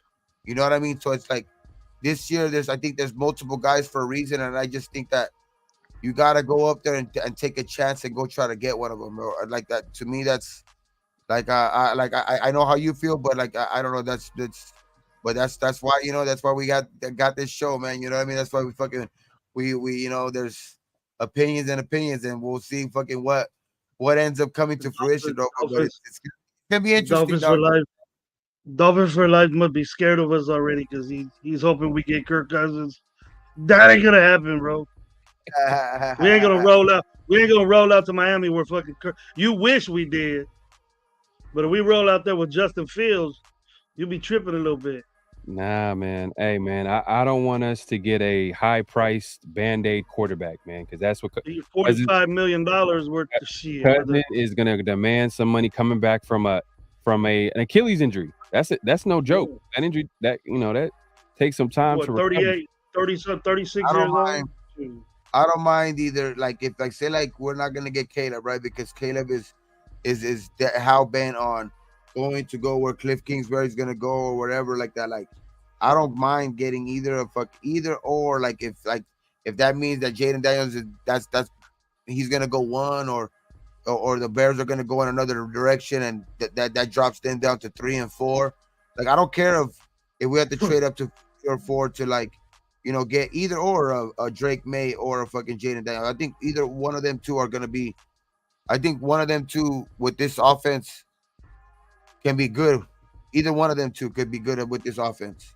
Like you say, like weapons that we have. Like Man, Drake May. I think that's some bitch. I think that's some bitch stuff right there. I don't want to play with you. I want to play with. I don't play with this. Fuck. No wonder he polishes his fingernails, bro. No wonder he does that shit. Hey, and No wonder. I was Go gonna ahead. say, I was gonna say, I seen earlier in the chat people talking about how Justin Fields doesn't like Luke Getsy. There might be some truth to that. He did criticize the offense earlier in the season, and then eventually, Luke Getsy gets fired from Chicago. He's the scapegoat for that team. So Did you hear Getsy's response? Did you hear Getsy's response? What's his response? I'm hired. He wanted to get Fields not to get him hurt, and for him to throw the football. Every game, he said, every game was different that played against us. You had guys that loaded up the box just for Justin Fields, So he wants to run around and he won't gain no yard because he would get hit. And he's not a big guy in stature, and then he would get hurt. So do your running around to get some guys open and throw the football, and then it just got on Getsy. But it just fell on Getsy. Doesn't that more point you in the direction of having to trade up? Like, because that eliminates that option kind of right there. Like, because if he already, kind of, criticized Getsy's offense, and Getsy probably might think that about Fields, because Getsy kind of criticized him back about not wanting to throw the ball. So Getsy does not looking like he is going to want to go in that direction either. So that eliminates most likely that option.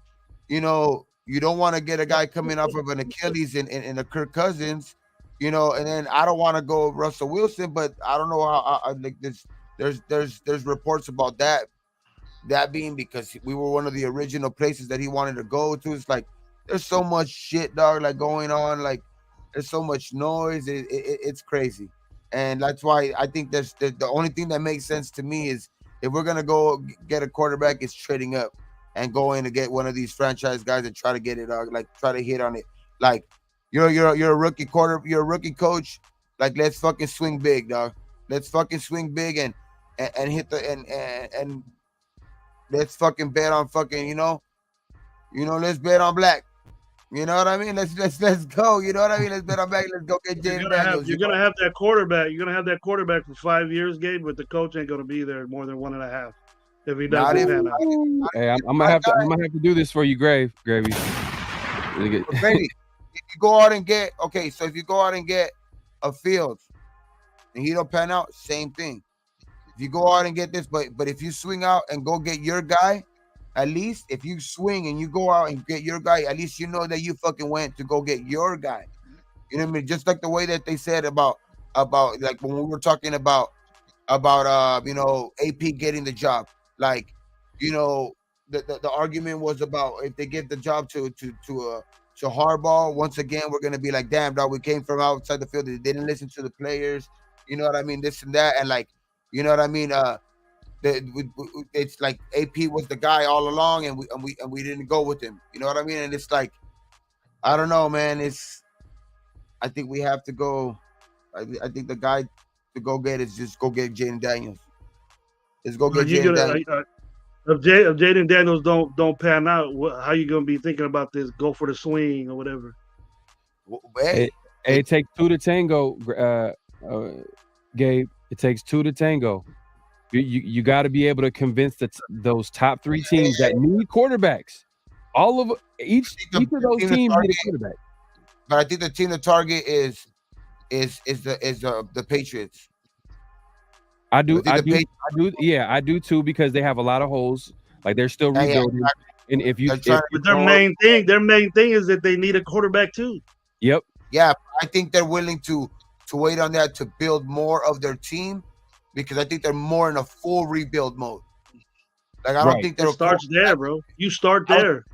I don't think they're a quarterback away. I think that they're willing to get because the way that franchise runs too, like that's why I think that's the team to target, because that franchise runs on let's gain more and more, like draft picks throughout these years, so we can, like, I think there's gonna be a time to be able to hit for a quarterback, or they might want to go in the route. They're more like inclined to be like get a guy in the second round, like a JJ McCarthy type of guy, or one of those type of guy, where a system type of quarterbacks. Like I don't know, man. I just see something in Patriots as being a target for that kind of a trade up for, like, But Gabe, besides their defensive line, when has it panned out for them? What do you mean? Them getting all those picks. He's talking about all those missed picks at other. The New England got, They didn't miss last year. They get this reputation of getting all these picks. Tell me one besides on the defensive line that they've been successful at. Christian Gonzalez last year. But either way, I just think there's not. It's always a set in stone that but he got hurt way too early. How do you know he was dope? He was playing well for him. I mean, I guess you could say that he just played 1 year or less than 1 year, but when he was playing, he played well. Like he looked the part at corner, and we could have drafted him. We could have drafted him. We could have had a guy potentially on the other side being. And he was locking up fools. Christian Gonzalez was locking people. He wasn't a seventh round. He wasn't a seventh pick in the draft. Hey, but the one thing I can guarantee you, neither was Tyree Wilson either, though. Like everybody's trying to say that, like, it's almost a lock that quarterbacks are going to go 1, 2, and 3. I can almost guarantee you that that's not going to happen. Like that, it's always the draft. That's always how the draft works, though. Like whatever you think is like that's almost for sure that's going to happen. It's not going to happen. It's just not gonna happen. The Bears might fuck around and end up going Marvin Harrison, and then that's gonna fuck up everything. And then you never know. The Patriots might end up going offensive tackle at 3. Like it's just, I'm telling you, bro. Like it's always something's gonna happen in the draft. Early and early. But you got 10 more picks. You got 10 more picks to us. And what makes you think that those other teams will get quarterbacks? But every pick that they drop is less capital that you have to give up to trade up. Every pick that those guys drop that you a guy that you might want, every pick that those guys drop is less capital that you have to give up. But Gabe, though, let me ask you this though. Like I know you want to trade up, and I wanted to as well. But now with this hire with Luke Getsy, do you still feel the same way? You still want to trade up because you're now and even Gravy says, "Oh, this dude's not going to last for a year and a half," which means that we were not successful on offense, which means that we're going to be losing games, which means we're not going to be recovering from those losing games with high draft picks. We're going to have to stick with our because we just traded up for the Jaden Daniels, right? Or the whoever in that top 3, and we have to give up. We have to give up. Go ahead. Gabe's been saying that. Gabe's been saying we should get Jaden Daniels from the get-go. Yeah, no, and I understand that, but come on, man, with Luke Getsy, I think it kind of changes. It changes a little bit, man. I don't know if I'm as aggressive with Luke Getsy. Well, what are we gonna do at quarterback then? This is what we should do. There's plenty of quarterbacks. We should wait and see what quarterback goes to us.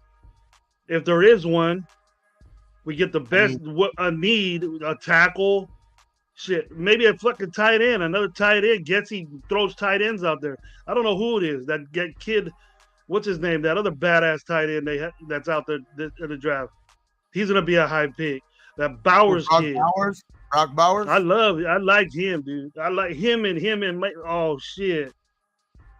You could go with AOC out there with them two, and that's it. That's all you need. Man. Ah, But man. then we build up our defense. I think We build our defense. Chargers.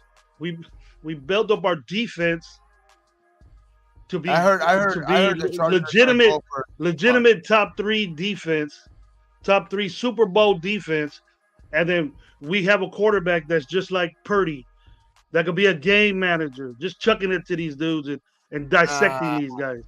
That's what's winning. That's what's winning. That's what's winning. That's why we got the 2 guys in the Super Bowl. They're winning with defense, and besides Mahomes, and they're tied in, they get to the Super Bowl. Hey, but you know what? Hey, look. Why don't we do this? Well, why don't we look at the top quarterbacks in the league? Let's say top 5, top 10, and see where they're drafted. For example, who the best quarterback that we can all agree with is Patrick Mahomes, right? What pick did he get drafted? He wasn't picked number 1, number 2, number 3, number 4, number 5. He was picked maybe. Patrick Mahomes might have been number 10.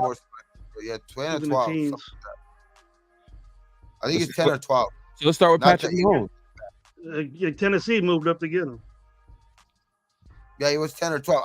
I'm just telling you, dog. Like Jaden Daniels, his name came hot like later on in the year to where it came up. So his name could be high on our list, but it probably not high. Like guys evaluate for a long time, so it might other guys that are in the evaluating rooms might not be in as high on their draft board. So I'm just telling you, dog, like but he might be that high on AP's draft board. That's why I'm saying like if it's gonna make the most sense, I think that's when it's gonna make the most sense. Like because AP I think has the most background on this guy. Like he has like Jaden Daniels came on the scene kind of late last year because he was a guy that was being talked about, very, very, very lightly in the beginning of the year, but it was all about Drake May, it was all about Caleb, it was all about those were the guys that were getting picked, and even Bo Nix at the beginning because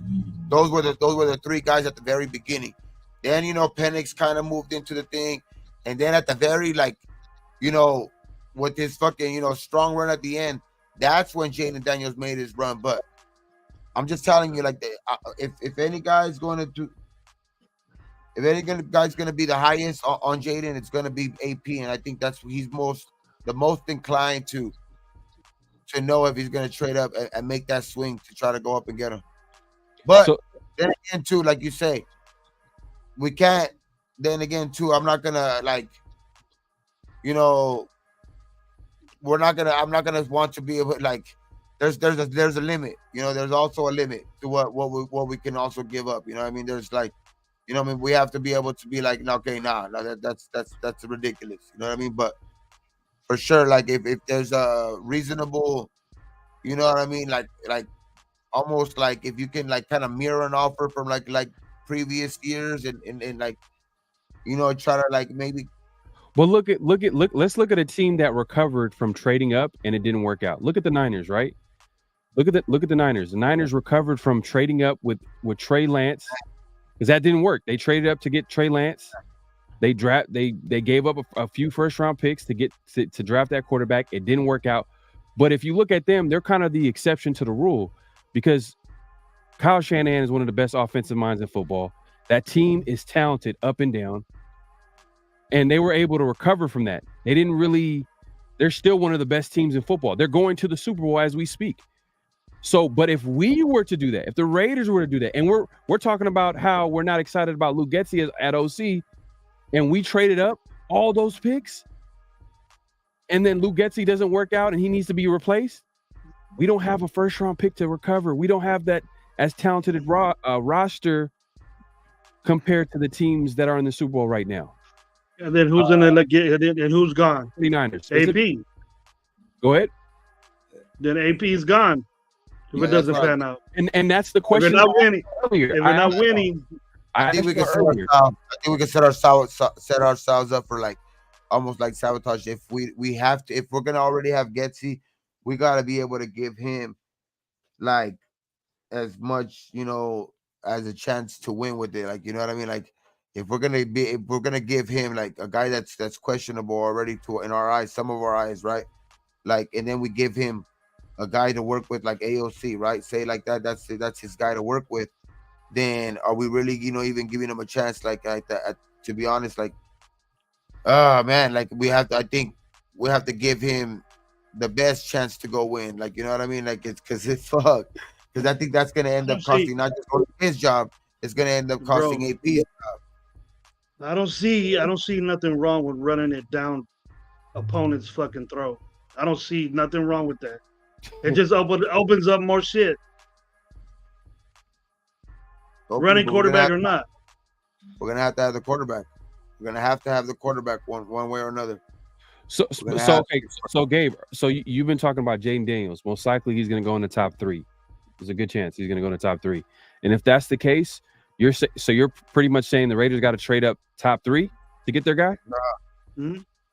I just don't believe. Like, to be honest, I don't think he's gonna be going in the top 3. That's why that's my belief. That's the reason why. And I think we're gonna end up probably trading up.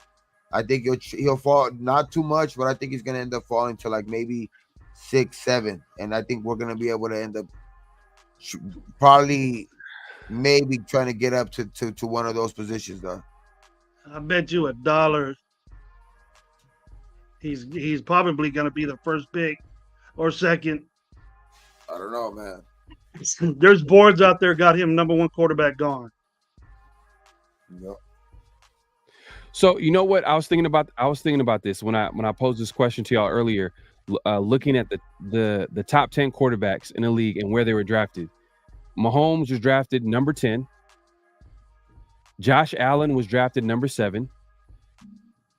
Lamar Jackson was drafted 32nd overall. We know Stafford. I have him in the top 10 QBs in the NFL. We all know he was a number 1 pick in the draft. If some might argue Jared Goff might be top 10, he was number 1 overall. Joe Burrow, number 1 overall. So the law of average is you. CJ, you got him in top 10 already? I mean, like, I'm not saying like top 10, but he's already almost on the verge, and you know what I mean. And it's like, and what was he? Come on, Gabe. Come on, Gabe. What? Come on, bro. On the verge of top 10 right now, bro. Nah. Well, Tua. All right, Tua might be controversial, but he's been productive with the Miami Dolphins. He went number 5. Herbert. I'm taking CJ over Tua. I don't like Tua either, but and I feel you. CJ upside is crazy, but let's see another year from him. Justin Herbert, he went number 6.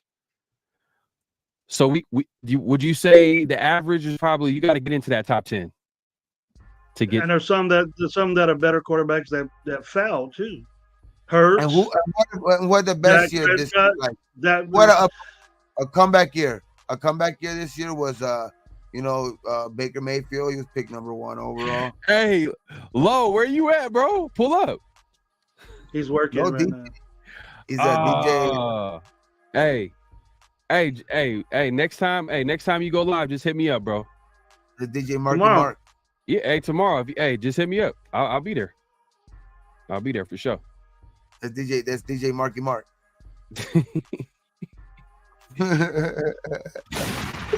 he gets mad because no one gets on with he's. Hey, yeah, Dolphins for life. I go average. He never told us. Hey, you know what? And I haven't said it, but shout out to the 120 people that were in the chat earlier. That was cool to see in the chat. Yeah, well, that's what's up, man. But I want to just know, I haven't been all over the place. I never was moving up and trade all that future because I don't think Telesco is gonna do that, man. His first year, I don't think that he's not gonna want a first round pick next year or a second round pick next year. One thing I do and feel it's not like you can't say that you don't care, Gabe, because it means a lot, bro. That means a lot, bro. You can swing for the fences this year. I said But one it thing I do has know to. is one thing I do know is something is brewing. That's all I know. Something is brewing. Like I'm telling you, though, like like it's something's You're gonna gonna get, happen. hey, Gabe. You're gonna get your wish, One way bro. or another. You're gonna get your wish. The Raiders are gonna trade up. They're gonna trade up. They're gonna trade up because Telesco got the job because he had a plan to get the quarterback in the draft. Like he was the most aggressive. I think everybody thought that Champ was gonna get the job. Remember, everybody was thought Champ had the job. AP and Champ, maybe AP and Dodds, and then out of nowhere, Telesco came in, and from what it's reported, he had a solid plan at getting a quarterback in the draft, and he has a track record of drafting. So I'm sure. And Mark Davis went with experience. So I feel like we're gonna trade up. It's just like we have Lou Getsy at OC, and you trust them developing a young QB. You trust this guy. Yeah, true. But one thing that I always be saying too, like that, I always be like like big on what people say and like try to like reading into a little bit. I don't know if sometimes you read into a little bit more than others, but like just like with like the shit like that. I think it was an interview that they had with Aiden O'Connell about you know what I mean, like how he felt about possibly having to battle out for a quarterback next year. I feel like they've already kind of low key told him like, hey, bro, we're gonna bring somebody in that you're gonna have to like battle it out for, and like he already knows. Like I think he low key knows, just like what kind of what he said in that interview about what I mean. Like he already knows that, like what I mean. It's gonna be a battle one way or another in next fall and stuff like that. That he feels comfortable with kind of like taking on that like battle to try to battling it out in training camp for like the starting position and all that stuff. I just think that he knows, and that's why I feel like wholeheartedly that I think something's gonna happen. Like we're gonna be trade up, or like because I think that's a big possibility. Like that's what I want to go to. But I also think that there's also possibility that they want to go maybe like the Raider way. You know what I mean? What the recent Raider way, where we could kind of fuck it up and end up going a Kirk Cousins or fucking Russell Wilson or something along the lines of that type of shit. Like, so where like I don't think it's the worst idea, but also that's a short-term fix. We're still not fixing our long-term what I mean, what we want to do, I think, with this franchise. And like that's, to me, get the guy for the future, what I mean. And that's always been since last year and this whole year and all that shit. Like we got to get the guy of the future, and the best way for that is like in recent memory with all of the teams, the Joe Burrows, the the overrated Justin Herbert, the Patrick Mahomes and all of that shit. Like it's the rookie contracts, what I mean, getting them while they're on their rookie contracts, I mean, and building around them, what I mean, while they're on their rookie contracts. So like that's why I'm big on having to trade up, maybe getting the guy that you have to get, what I mean, and maybe biting down on the pill of like maybe losing out on draft picks, but it's time to fucking hit it right, man. That's the only thing that's like I'm just betting on us hitting it right this year. That's my biggest thing. Like that's the biggest thing I'm just trying to push. Like I'm just betting us like that. I think we have the right guy hired at coach to make that decision. I think to be honest, at the end of the day, I think we hired the right guy at GM too, because I think Telesco's track record with the Colts, not only with the Chargers, but with the Colts as well. I think we hired the right guy there too to like that. I think that it kind of makes us, kind of hesitant to want to go and trade up, because of our recent history, of first round picks and all that shit. But I think that if it's ever going to change, I think now is the time. Like we haven't had we've always had these makeshift, like not makeshift GMs. I don't want to say makeshift GMs, but to be honest, it is, like, Mike Mayock, hired off the fucking, from television. You know what I mean? You got fucking, you know what I mean? You got first time ever GM in Ziegler. You got first time ever GM in Reggie McKenzie. You know what I mean? So it's like you got all these first time, GMs and stuff like that. So now you finally get a guy that has, any type of experience. You know what I mean? So it's like, oh man, I think this is the time where if you're ever gonna make a move to trade up, these guys are the right guys to make the move. You know what I mean? I think this is the right guy to make the move for as a GM, and I think that if we are gonna trade up to Jaden Daniels, we also got the right guy for that, because he also knows that if anybody knows him, it's AP. Right. You know what I mean? So, like, that's why I don't know if that's a perfect match. Then that's why I'm kind of like trying to like when I kind of like was talking big on. You gotta put it out to the universe, bro. You gotta keep saying it over. Jaden Daniels to the Raiders. Jaden so that's Daniels to the Raiders. We gotta know that this Getsy was AP's decision. He picks his staff. Yeah, that's what I'm saying. So it was his decision. And shout out to All Eyes on G. He actually talks about a recent list of QBs who won a Super Bowl with the team that drafted him: Ben Roethlisberger, round 1, pick 11; Peyton Manning. You also forgot to put Tom Brady in there, 6th round pick. She says Joe Flacco, pick number 24. You said first rounders though, Phil. Oh, Joe Flacco. Number 24 is in the first round. Joe Flacco first round. Okay, All Eyes on G. You might be on one right now, because you said pick 18, Patrick Mahomes. He went number 10 in the 2017 draft. So yeah, Patrick Mahomes 10. I mean that's low for Patrick Mahomes, but I mean it's still he was still a top 10 pick. I mean top 10, he's 10. But can you see who moved up to get these guys? Did they give up the farm to get these guys? Besides, and in Kansas City they give up much. I don't know what Kansas City gave up to get Mahomes, but I know it wasn't that much. No, it wasn't. It wasn't that much, but they had to move up to 10.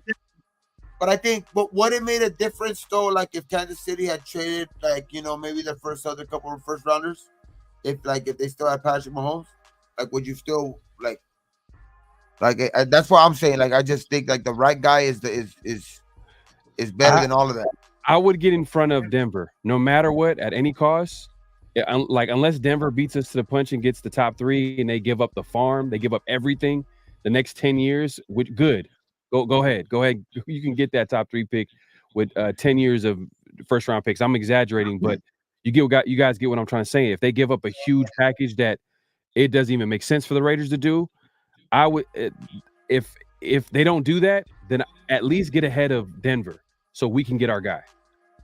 There's going to be someone that the Raiders are going to be targeting at that quarterback position. They were just at the Senior Bowl with Michael Penix and Bo Nix.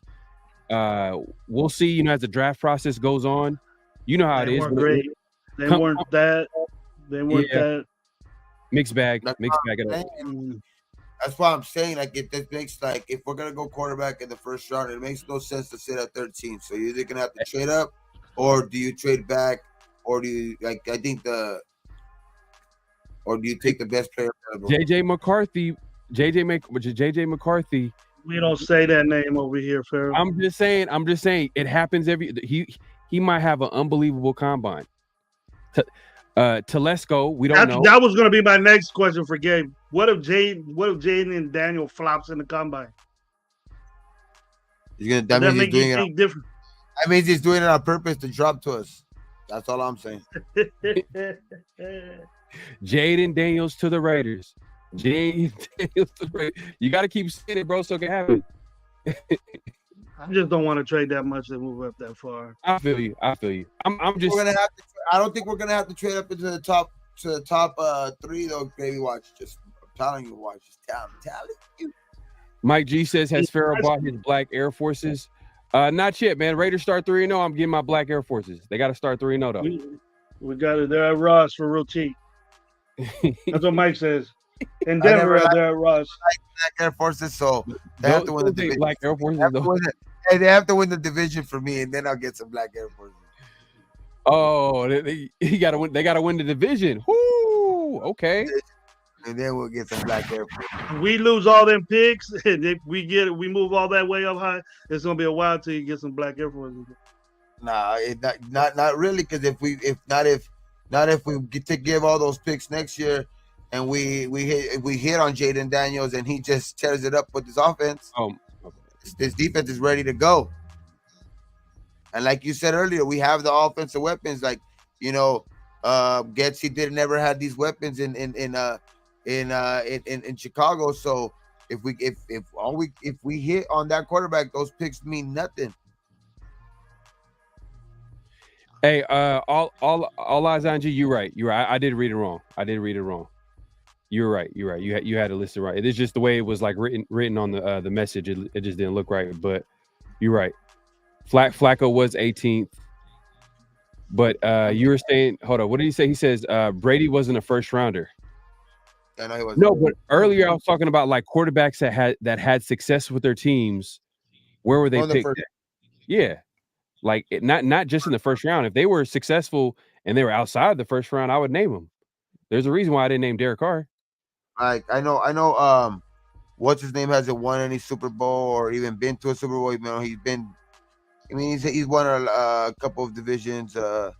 He's been. You know, he just can't get over the hump with the fucking Kansas City. But you know, Josh Allen is also another first round. You know, top pick first rounder who's a very good quarterback. He just can't get over the hump with the Kansas City Chiefs. But Josh Allen is doing things. Josh Allen is doing things, and Buffalo didn't give up a bunch of shit to get him. But I'm not either way though. Like it's just like you have to go get your quarterback one way or another. Like I think it's just like look at what the Rams did. They didn't go and get. They didn't go out and get, you know, give up the picks to go get the number one guy in the draft or anything like that. But they just said, I don't give a fuck about like what they even had a slogan, the fuck them picks thing. Like, you know what I mean? They said that they don't care. They're gonna go out and get, you know, Matthew Stafford. You know what I mean? It's like no matter how many picks it took to go get him, like they were gonna get him. You know what I mean? So it's just like I don't know, man. I just think that at the end of the day, it's who you get, and like we can look back on it and say, you know, oh shit, we gave up so much, but we can look back on it. We could also look back on it, you know. I mean, I think, and that's the way I'm looking at it. This is the way I'm looking at it. Like, we could look back at it and say, like, we could be on that same boat. Like, fuck, who cares about them picks? You know what I mean? We never even needed them. We have to wait till damn near Sunday to get our first pick in 2025, and the draft starts on Thursday. But if Jaden's balling, then it'll go by like this. It'll go ding ding ding, and it said Raiders pick a defensive tackle from North Dakota State. But it'll feel more comfortable if we're at least doing it with the division title under our belt, right? I'll put my feet up and watch it on Sunday. I'll be like, you know what I mean? So it's like that's the thing. That's like that's why I'm saying like that's the way I'm looking at it. I'm not trying to look at it like, damn, we're gonna trade up and we're gonna get Jaden Daniels and he's just gonna be a flop. Like I believe in going up and getting Jaden Daniels. I just don't think he's gonna be a flop. Like I don't think he's gonna be a bust. Who's gonna be a bust? Jaden. You think Jaden Daniels is gonna be a bust? No, that's why I'm saying. That's why I'm saying he's worth it. Like I think at the end of the day, we'll end up saying when it's all said and done, like a decade from now, I think we're gonna be saying like, shit, we didn't fucking. Gabe was right. We didn't need them picks. Hey, go back to Luke Getsy, the OC, right? Was he part of the staff that drafted Justin Fields? No, Justin Fields on his third year, or it's gonna be his fourth year. It's gonna be his fourth year. Next year will be his fourth year that he has the option. Okay, so he has that on his side. He didn't choose Justin Fields. He wasn't part of that staff that chose and drafted Justin Fields. So he inherited him, or he came into the job with them. So that might be a little bit of, you know, okay, maybe if you get him his guy, it might work out a little bit better than Justin Fields. That's all I'm saying. And that might be his guy.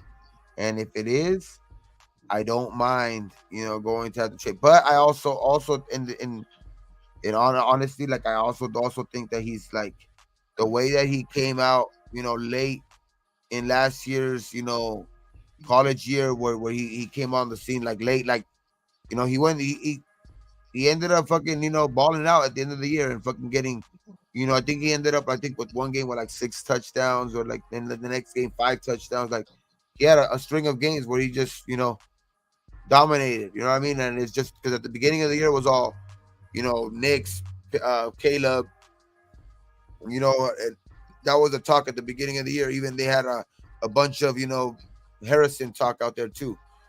But then all of a sudden, Jaden Daniels came out late, and I don't know why that there's always a guy that ends up slipping, and I think his emergence late is going to be, and it's not going to be a big slip. I just think it's going to be enough for us that like it might get him out of the top 5 to where I think that might end up giving us the green light to pull the trigger on trading up, giving enough to trade up for that. Getting out of the top 5, as long as he gets out of the top 5, I think we're golden. I think we could trade up for that, and it won't cost us, like it's still gonna cost us a pretty penny. Don't get me wrong, but it's not gonna, it's way different than having to trade up into the top 5. Raiders got to do they research. They got to know who's gonna draft who's gonna go where.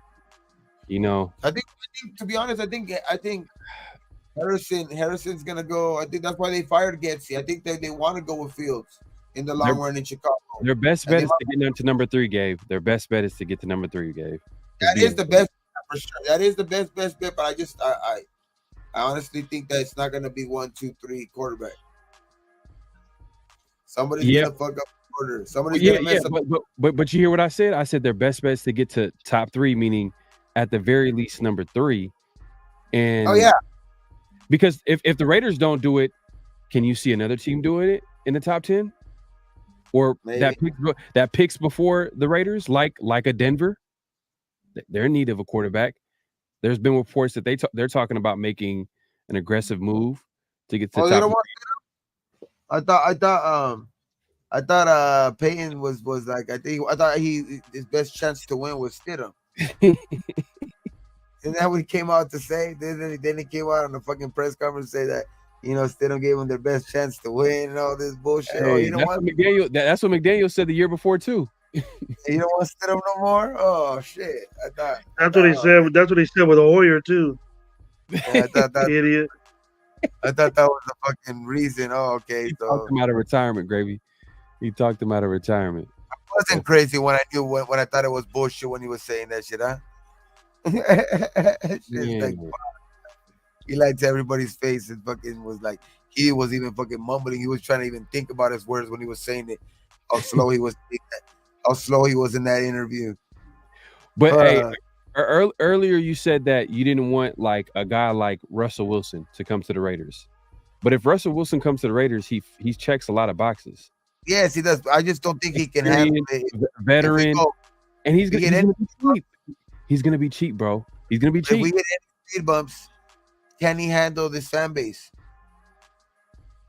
Oh yeah. It doesn't matter if he can. It doesn't matter if he can, bro. If he wins, we're gonna love the dude.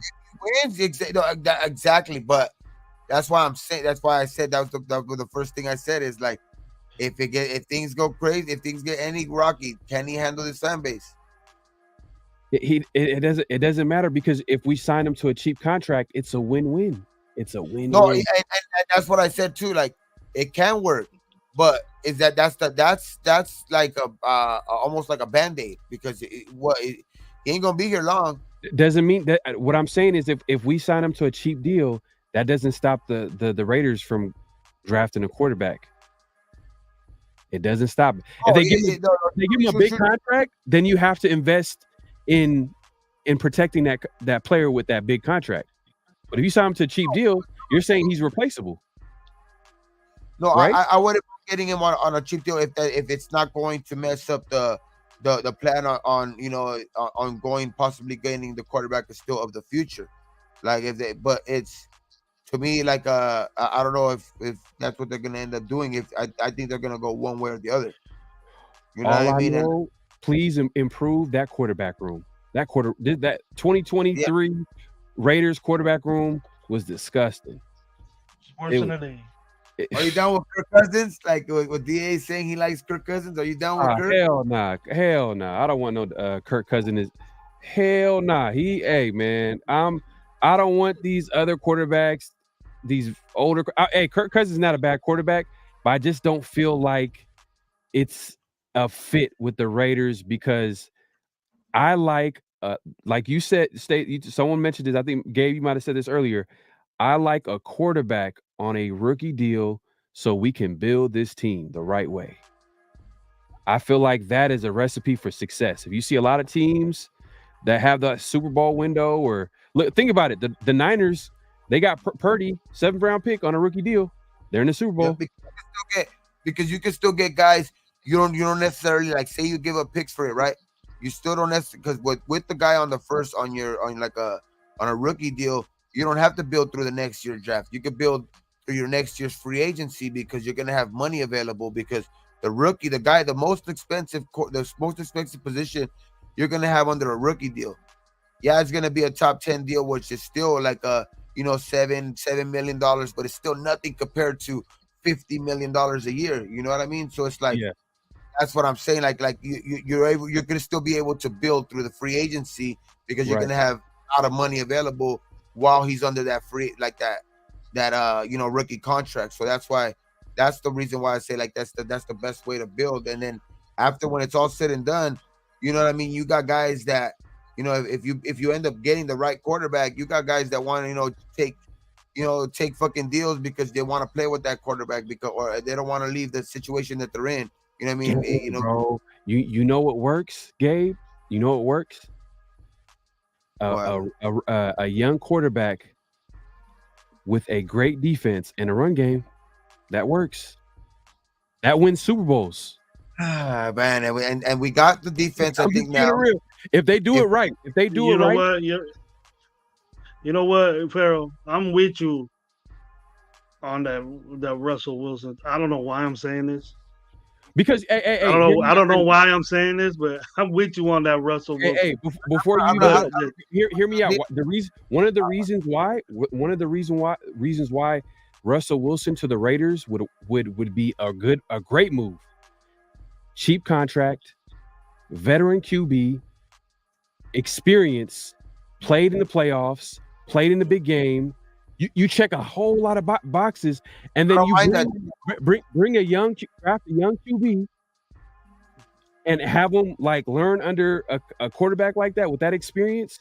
And on top of that, you know what I heard? I heard if because that contract with the Broncos is so bad, obviously if they cut ties, if the next team that signs Russell Wilson to a contract, Denver has to pay out that contract. So it's like a win-win. You take a little hit. He has a bunch of guarantees that he needs.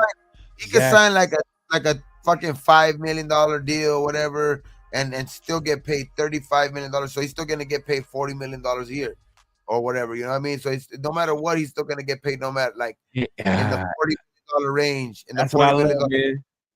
That's what I love. And you're paying all that money. Guess it's hurting a division opponent in the Denver Broncos. Like it's not the worst idea. They're stuck even if they keep him. They're stuck even if he plays. Because they gave up so much for him and they got to pay him. Yes. Man, what I'm saying is like it's not the worst idea, but I'm just saying if it's not going to mess up with our, plan of getting the other, our actual quarterback of the future. Oh yeah. I'm not saying Russell. I'm not saying we get Russell Wilson and we don't draft the QB. Hell nah. He's 35 years old. He's not going to be the future of anything for the Raiders. We still need to go get a quarterback. Yeah. 1-2 years, 1-2 years, maybe 1 or 2 years. That'll be good. 2-year max. That's it. You don't have to give up shit. You got all your picks. Yeah. Build up that defense. Get an offensive line going. Maybe another tight end, another receiver. Be straight up. Winning the Super Bowl with Russell Wilson. My God. Hey, man, I don't know why. Like I said, I don't know what clicked in my mind saying, you know what? That kind of in a way. I was thinking about it. That's why I was so quiet. I was over here like, I was thinking about it. And I go, because he's done it. Makes sense. You know how he won the Super Bowl? If you want to keep it real, how did he win the Super Bowl with this? the Seattle Seahawks. And what was their recipe? Run the ball with Marshawn Lynch and play great defense. Yeah, but and Wilson made some plays in the passing game, but it was mostly that defense in that run game. So do we do that? Do we make that move? Do we make that move quick in free agency and try to go get him, or do we just wait it out because he's probably going to most likely be McDaniels and sign him to say, man, we got to get rid of that. Do we have to? We have to get rid of that GG contract this year. Huh? We have to. Yeah. Yes, for sure. No matter what, even and we gotta take the bullet too. Like it's a bad contract. So we're gonna have to owe him a little bit of money. And I'm saying we, but it's really the Raiders and Mark Davis. They're gonna owe Jimmy G on that contract. That's how bad that contract is. So yeah, just get rid of him one way or another. Just get rid of him one way or another. Yeah, no doubt. No doubt. We definitely gotta get rid of that contract. On top of that, Hunter Renfro, we gotta get rid of that contract. Go on. Hey, yeah. Trey Tucker is the future in slot. What's up, bud? What's up, Cash Lord? Hell yeah. No, I think we have a good team out there, though. I think we're gonna be able to put a good team. I think it's just the quarterback position, and can we make a move here or there, like in free agency, to like, kind of make us put us over the top on defense. That's what I think. I think that's a good path for us to go. Like, fix the quarterback position one way or another, either like, the Russell Wilson way, like short-term fix one way or another, like, because we could have a short-term window to even win with this type of defense. You know what I mean? Like, how long do we have with Graham, and do we have to change, like, and if we have to change coordinators again, does the chemistry stick around, or do we have to, get another year, like, another little learning curve with bringing in another guy or something like that. But, you know what I mean? I think we can make a move here or there on the defensive side and get a quarterback, bro, like short-term fits or trade up and get, to me, that the best, option for me is, go get Jaden Daniels. But one way or another, I think, you make those kind of moves, we could have a winning season next year, to where, like, we could be like, damn, dog, we could be in for a big surprise for, I think, next year. I think that's it's gonna go a long way. It's gonna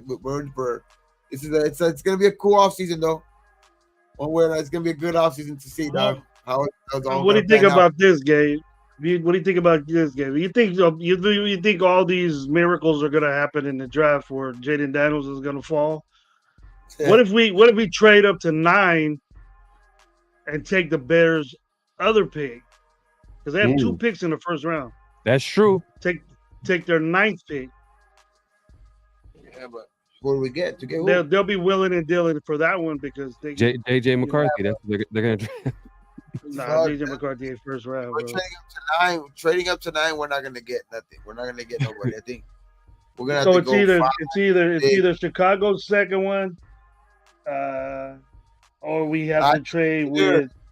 We have to trade with Arizona or San Diego, because the Giants are gonna pick a quarterback. San Diego of the LA Chargers. I think one of them two is going to call them San Diego. We're gonna have to go either that. We're gonna have to go to 4 if you think something's gonna happen with Jaden Daniels. But what if it's Caleb? Or what if it's Drake May? I like Drake May. No one's talking about Drake May as much as like the other quarterbacks. He's that guy that everybody knows, or not everybody, but like everybody's kind of like, there's a consensus. He's the white dude. He's the number 2 QB. Yeah, that might be it too. But shout out to Big Heck. He says the least the Raiders could pay for Russell Wilson would be $1.65 million a year, and he still get his Denver money. Mm-hmm. That if we can get Russell Wilson and be like, you know what, guaranteed job for your wife, Sierra, she could perform on the Las Vegas whatever ballroom or whatever. Because you know how them celebrities, singers and performers, they all go to Vegas and get those deals.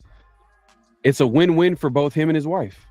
And sometimes that could be Well, either way they could get him either way, like for real cheap and not hit on the like say on the salary cap no matter what, because they can sign him on a 1 year proven deal or whatever deal like that, right? Because they know like I know that Denver's on the hook for at least 1 or 2 years, right? So they could sign him on a 1 or 2 year deal to where it's like, you know, a guaranteed 10 million, but only, you know, and but only like 1 million is on the books or something like that type of deal. You know what I mean? Like they can still give him a couple more $1 million just because of his name, but like they can still make it guaranteed to where, you know what I mean? It's like it's still not hurting our salary cap one way or another.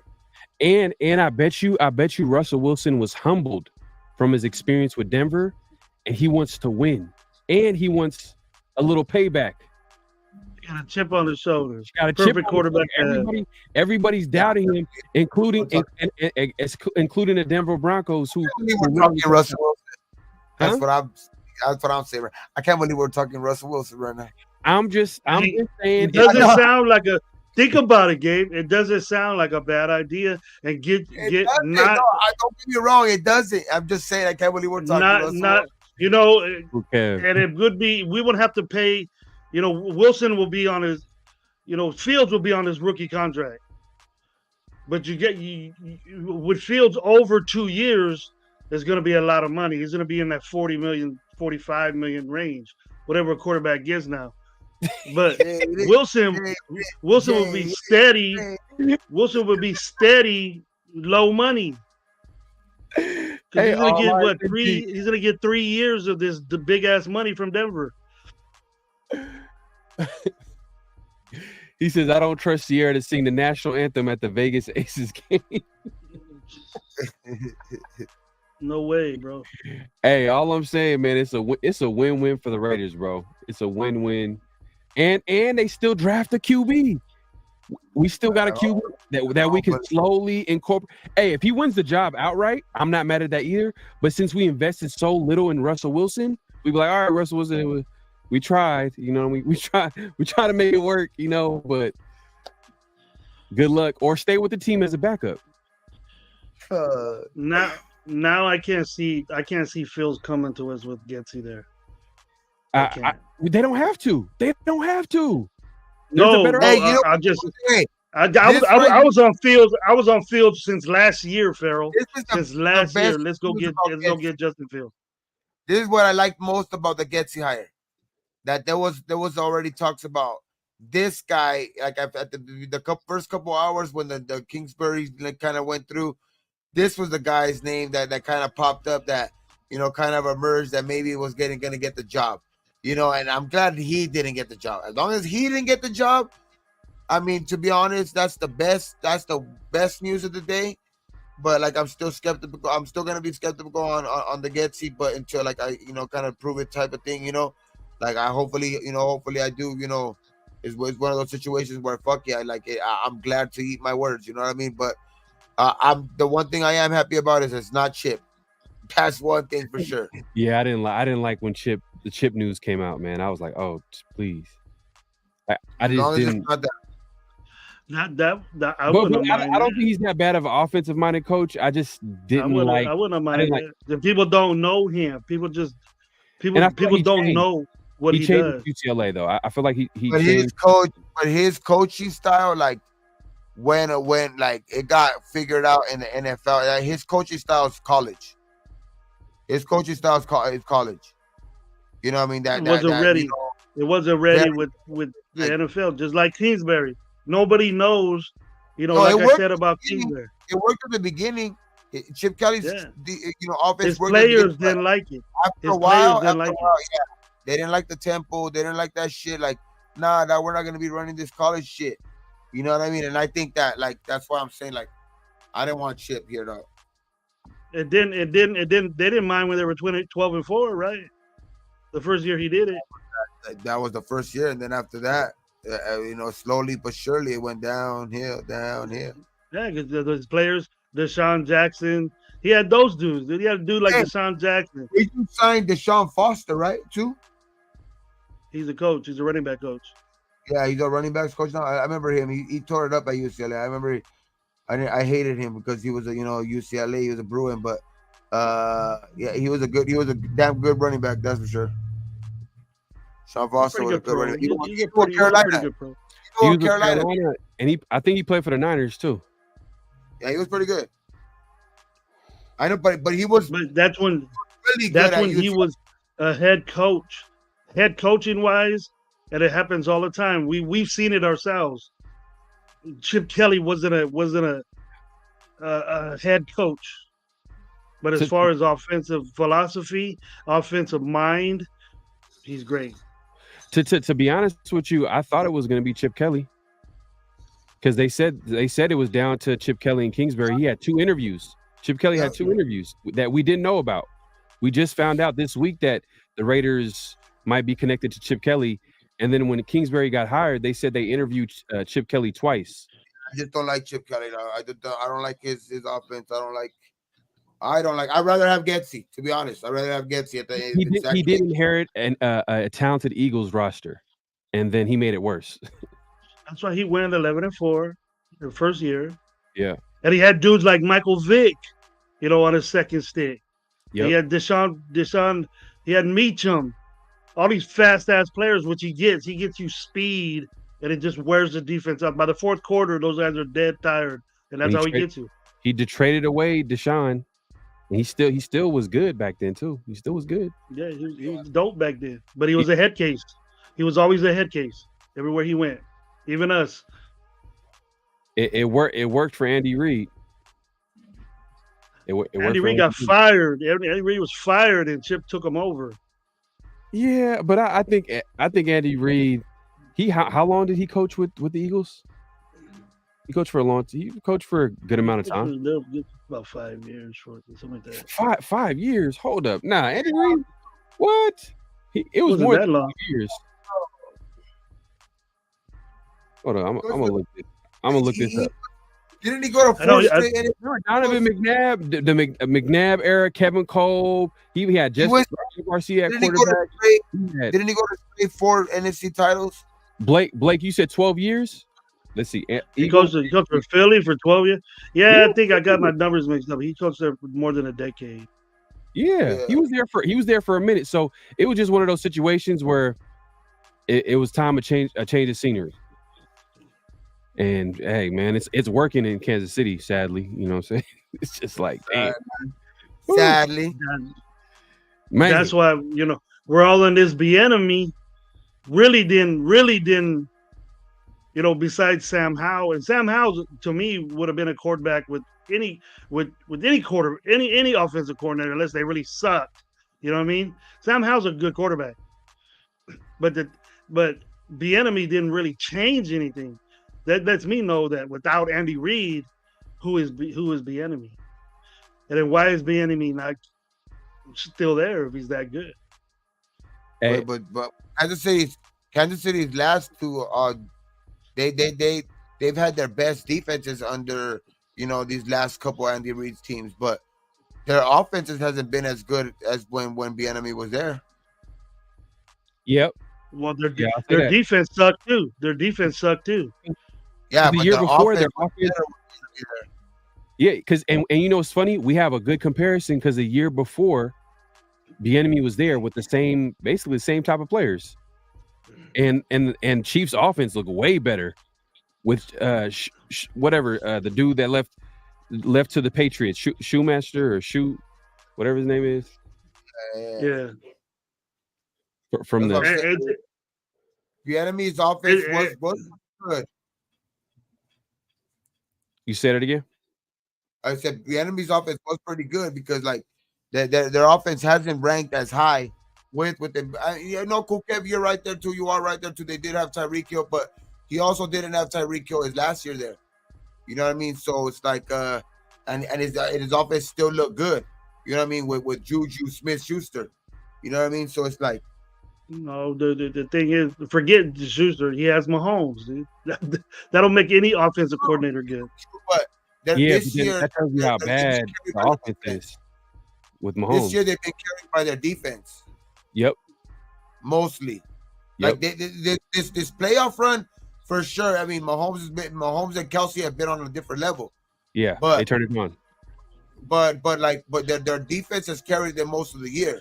Yep. You know what I mean? Because they've been up and down team. Like at one point, they were even like, like I think with 2 games left or 3 games left, we still even had a chance to win the division. Think about it. Think about it. At Christmas game, we scored 2 defensive touchdowns, right? What was the final score? 17. It was like 17. Our defense, our offense didn't play good. Any of those games. The best game we played on offense was our offense was terrible. I guess that's a terrible example because our offense is bad, but they still dominated us. Their defense. This is probably the best Kansas City defense that I've seen, like in a while. Like I've never seen a defense. For sure. It's been a while. Pretty good. They have one of the best pass rushers in the league. That's why I say they have the best they have one of the best tackles in the league. Chris Jones is a free agent. Ooh, it's a lot of money. It's a lot of money. If we get Chris Jones in free agency, I don't give a shit what we do with the draft. I don't care what we do with the draft. I don't care. Saying, what Max Crosby and Coots? Gravy, put it this way. Gravy, if we get Chris Jones, are you worried about giving the next 3 first rounders, the next 3 first rounders, next 3 second rounders, if we're gonna get a guy like a Jaden Daniels? If we're gonna have that type of defense, we could swing and miss. And I told you, it doesn't matter who plays. Your defense will hold them. Any quarterback that's out there. If we get a Chris Jones, we could swing and miss with whatever quarterback we have, and we'll still have a dominant enough defense to where we're still going to be getting in the playoffs just with that. But Chris Jones isn't a risk, bro, unless he gets hurt. I know. That's why I'm saying. A rookie quarterback is a risk. A rookie quarterback is a risk. The guy from the Dolphins, dog. It is a risk. Who's the guy from? I think I'll take him. I'll take their whole defense from him. I'll take him and Snead. No, I'll even take a give him all the money. I'll take Leonard Williams, dog. I'll even take a big cat.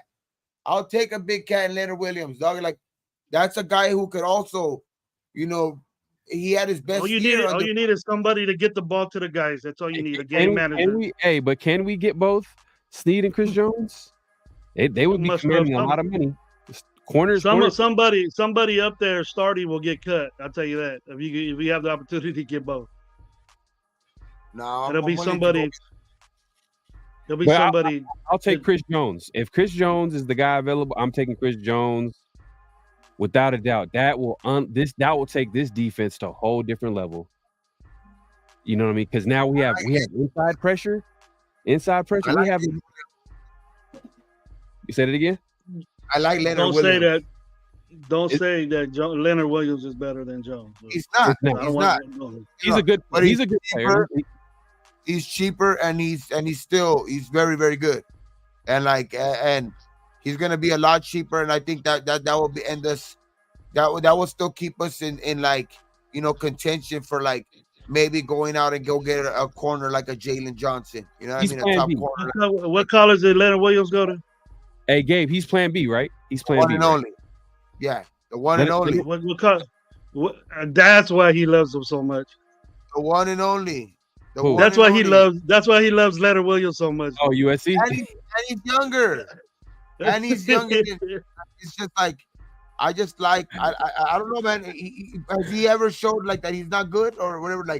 I think Leonard Williams, he's been a beast in this league enough to be where I think he could he's better than anybody that we've had in recent memory. So I still think it's still not a Chris Jones for sure. He might be cheaper. He might be cheaper. Leonard Williams is a Raider fan. He grew up a Raider fan. He probably still is a Raider. He's still a Raider fan. He wanted to get drafted by the Raiders. He grew up a Raider fan. So there is a Raider connection, but I think he's plan B. If Chris Jones is at the door, you weaken a divisional opponent because that's their player. You're taking them away. He knows the team. He knows the division. He's played against them. Chris Jones, man, come on now. But I'll say this too. Leonard Williams does have that Patrick Graham connection too. He did coach him. Yeah, exactly. He played his best year under Patrick Williams. Yep. Cash Lord Raider. Yeah, yep. Leonard Williams already knows Graham's system. Fit right in. Yep. He's gonna. I think the way he uses them. Okay, being that he's younger, but I don't like him because he's from USC. But how many times? How many times has a dude? How many opportunities has Leonard Williams had to come to the Raiders, and we didn't do nothing to get him? But then again, too, though, like exactly, we haven't had the coaching staff or whatever to want to get him. Traded. How many times have you been traded? Yeah, but like we haven't. He also has to be wanted. Like teams have to want to give up what they want to give up to go get him. You know what I mean? And we haven't had the opportunity to do it. Now he's a free agent. He could choose to want to come here. You know, we have a chance to go. We have a chance to go out again. And I think that's gonna be. But we will see it. I think there's enough guys out there though at that position to where I think if we could even add any of those top 3 guys, where it's Wilkins, you know, Leonard Williams, Chris Jones, any of those 3 guys is going to have us in the running for, you know, like we can't go wrong with any of them 3. That's my one thing I will say. If we could get any of those top 3 guys that are in the DT, you know, free agent list, something like that, as of right now, that they're set to hit the market, but you know, it's still to be seen that if they're giving teams even let them hit free agency, they can negotiate with them before and, you know, just give them, you know, extend their contracts. But, you know, the thing is, you know, if any of those 3 guys, if all those 3 guys are set to hit it and we could snatch any one of them up, I think we can't go wrong. I'm saying if we get Chris Jones, I don't care how many picks we give up to get a quarterback. Chris Jones and Leonard Williams are both 29 years old. And how old who's the better player? Who's the better player? Chris Jones. Hands down. Yeah. How old is Christian Wilkins? 29. They're both 29. Well, Christian Wilkins. Christian Wilkins, let me look that up. Cause that dude's a beast too. That dude's good too. From the Dolphins? Yeah. He's a free agent as well. Oh, my bad. That's another guy who's like, I think he's kind of young too. I think he's 28. He's 28, bro. Chris Jones, we can't go wrong with any one of the 3 guys. But the only thing is though, he's 29, and you're gonna give him a big ass contract. It is a risk. It is risky because that'll change. That right there will change your defense drastically. Yeah, I'm doing it for sure. Let's do it. Give up 5 years of number 1 pick and get Jaden Daniels in. Will Telesco pull the trigger? I think it makes. I think it's like what makes the most sense for the money and who you're getting. Like it's like with any of them 3, who you get at the right price. That's what's gonna matter. Like but you can't go wrong if we get any of them in the building. I think that's any one of them 3 guys is going to put this defense into like the top 5 category type shit. Like I think that because that defensive line will be dominant. I think that will end up like. I think that will make things easy for fucking, you know, because I think what's his name's not gonna face no double teams. You know, I think it's gonna be scary. That's scary. If you put Tyree in the middle of Max and like a Chris Jones, can you imagine that shit? He's gonna probably sometimes be even unblocked because there's gonna be a double on Max and a double on Chris Jones. So sometimes he's gonna either be going 1-on-1 with the guard, like. I'm just saying, like, and then Kuntz, like, bro, just like that defensive line is gonna be very dominant if you can get any of one of those guys. That it's just gonna make your DBs better because it's gonna have, you know, quarterbacks getting rid of the ball faster, you know, causing probably more tip balls, more just like it's just gonna be fun to see, a fun defense to see. If you can get a guy like that on this defense. I got first day of free agency, the Raiders pick up Chris Jones. Shit, I'll go ape shit. I'll be happy than a motherfucker. Dude. I'll call in sick to work, Gabe.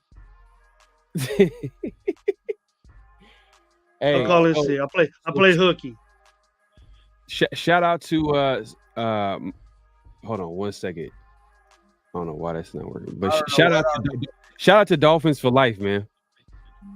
He pointed someone out that's also D tackle in free agency that we're not talking about. Who? And that's Justin Matabuke. Oh, from the Ravens. From the Ravens, had 13 sacks at D tackle. Yeah. And let's see how if they don't franchise him, he went to his first Pro Bowl this year, for whatever that's worth. 13 sacks as a defensive tackle. That's pretty fucking good, though. Yeah, that's fucking amazing. Exactly. That's what we need. That's what we need. Let me see. But he ain't Chris Jones. Yeah, because Chris Jones is like he's probably used a lot. He's 26 years old, bro. Justin Matabuke is 26 years old, had 13 sacks with the Ravens this year.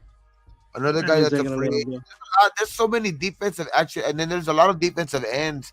But yeah, and once to say like they say, you can never have enough. Like you can never have enough fucking defensive ends, or defensive tackle, just defensive fucking lineman. Period. And there's gonna be Ravens won't give a dude like that that young.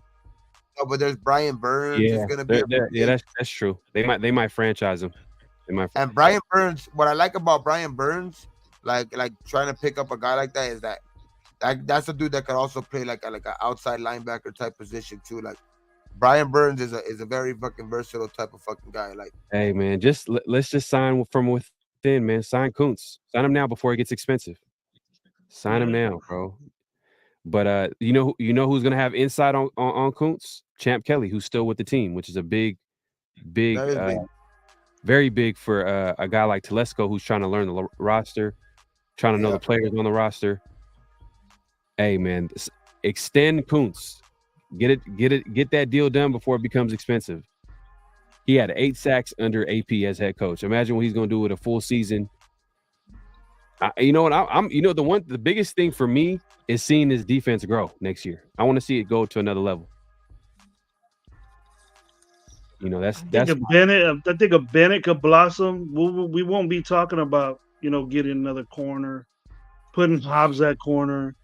You know what I mean? If we kept Hobbs in the slot, we'll be straight up. But Bennett has to improve or go out and get somebody in free agency. I tell you, Bennett will blossom. Bennett will blossom if we get Chris Jones. All our DBs are gonna blossom. Mm-hmm. You'll make them look good. Because I'm cool with our safeties, bro. I'm cool with Anderson and Moring back there. Hey, wrong with that. Cashlor says when Tyree Wilson has 15 sacks next year, a D tackle shut everyone up. Can't wait. Hey man, if he has 15 sacks, I'm happy. I'm super happy.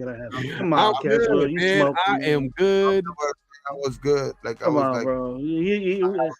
Then again, here we go, switching this guy's position in 1 year. He sounded like Cleveland Farrell.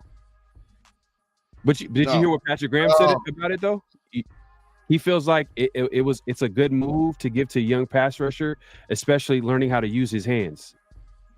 So that's why he moved him to D tackle, and then he's not going to give up from going from the outside, but he's trying to develop him as a player. So I think there's a chance that Tyree he did not look 100% this year. No. He did not look 100. He looked hurt, bro. It wasn't 100%. He was not close to being 100%, and it's crazy that the Raiders drafted him. Exactly. Crazy. That's crazy. Bum ass crazy. That's crazy. But you know what? From what it was reported, he wasn't the first option, he wasn't the second option, and he wasn't the third option.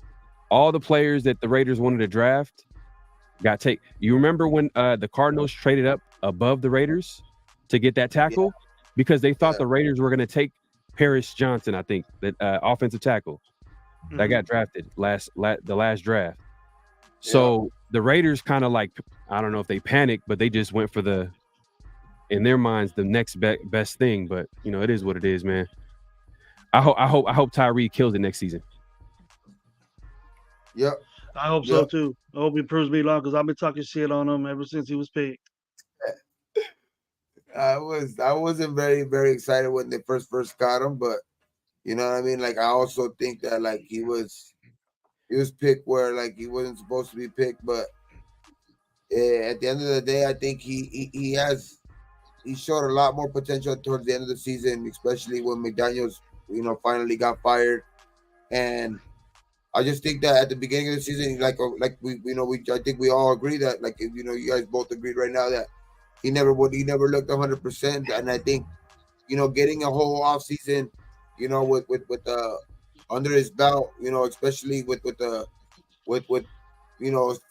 strength and conditioning guys, from the NFL level and shit like that, with Deuce Gruden, what I mean, getting a year with Deuce Gruden, what I mean, in the off season, fucking I think we're gonna get him good, like what I mean, especially not coming off of surgery.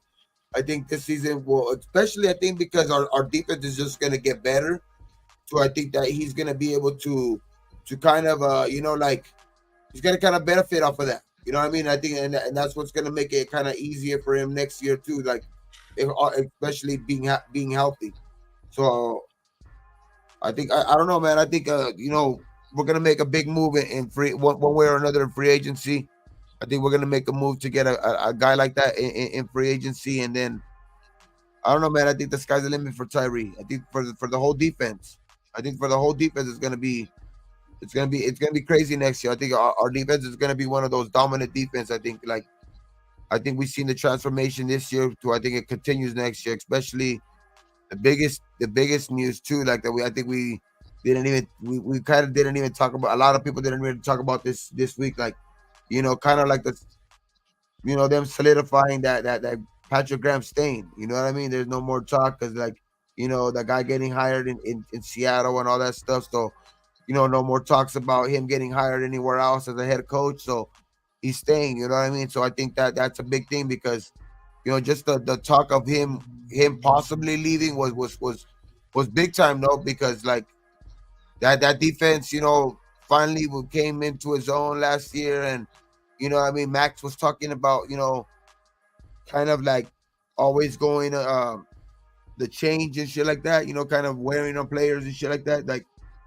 the changing of coaching staffs and all of that shit. So that would have been big, for the defense, for like the growth of the defense. So that was big news this week, keeping Patrick Graham, put here for at least another year. You know what I mean? So I think it's going to be a big year for this defense. It's just more chemistry, chemistry, and it's already good. Hey, just thinking about free agency. That which is going to come out, which is going to be in a month, I think, less than a month, in March. I think the Raiders should definitely address the trenches, and then I already told y'all sign Russell Wilson to a cheap ass deal, and then get your quarterback in the draft. Yeah. Get your quarterback in the draft. Hey man, I just feel like there can be a way the Raiders can be. There can Dalton. They could have, dude. Danny Dalton's 2 years younger than me. Yeah. Hey man, I still whoop his ass at a 40, bro. I whoop Dalton at a 40. It's stupid. Cool Kev, man. I'm sorry, Farrell. You know what, Farrell? And this is one of the few times I agree with you doing that Wilson thing. I'm kind of off. Gabe, I'm kind of getting off that field because I don't think he's going to want to come here with Getsy. That's the only reason. I was on Fields, just get Fields all the time. I didn't want to move up. He got fired. He got fired because he didn't work with Fields. And that's why I believe that that the firing of Getsy and all of that shit, I think the Chicago is ready to keep Fields. That I don't think they're gonna end up trading him. They're gonna keep their one pick. Keep a guy like kind of draft a guy like a Marvin Harrison, who everybody thinks is a can't miss, prospect. You know what I mean? I think and a deserving number one pick. You know what I mean? Like if anybody's gonna be a number one pick at a receiver, it might as well be him. You know what I mean? So I think that that's what I think might end up could drop a possible Jaden Daniels to a 4 or 5 type of deal. You know what I mean? So that's why I think that's the Bears. I think are gonna do something like that. I think the firing of Agetsi and like I think that was kind of like their and staying with the Eberflus is I think that you know what I mean they're gonna end up staying with the Fields and drafting. They have a whole different plan for the draft probably. Yeah, man, and it. Yes, or they could still a quarterback could still go one because they could also be enticed to trade that pick for a team that wants to go up there and actually get their quarterback, like you said earlier. You know what I mean? So a quarterback could still go number one, and the Bears could still trade back. You know what I mean? But I also think the Bears are gonna probably stick with Fields, and I just think I that they think have you'll a be different. hearing about it. But I think you'll be hearing about it by now, bro. We know for a fact that the Commanders are going to get a quarterback. We know that for a fact. Like I think they go quarterback. The wild Yeah. card is the Bears, and some people might say wild card is only the Patriots. And you know what I'm saying? Yeah. So because the Patriots, like I said, they have a lot of holes. They got a lot of holes, and they're gonna want to like fulfill those holes by pause by getting the right players. You know what I'm saying? And how they do that is getting draft picks.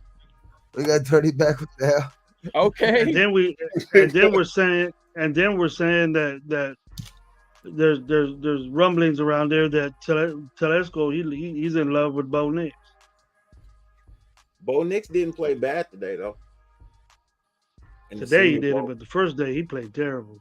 And Penix didn't play, right? The first practice, he was all over the place. Yeah, he was all over the place. But I mean, Spencer Rattler, both of them were quarterback today. Both of them were.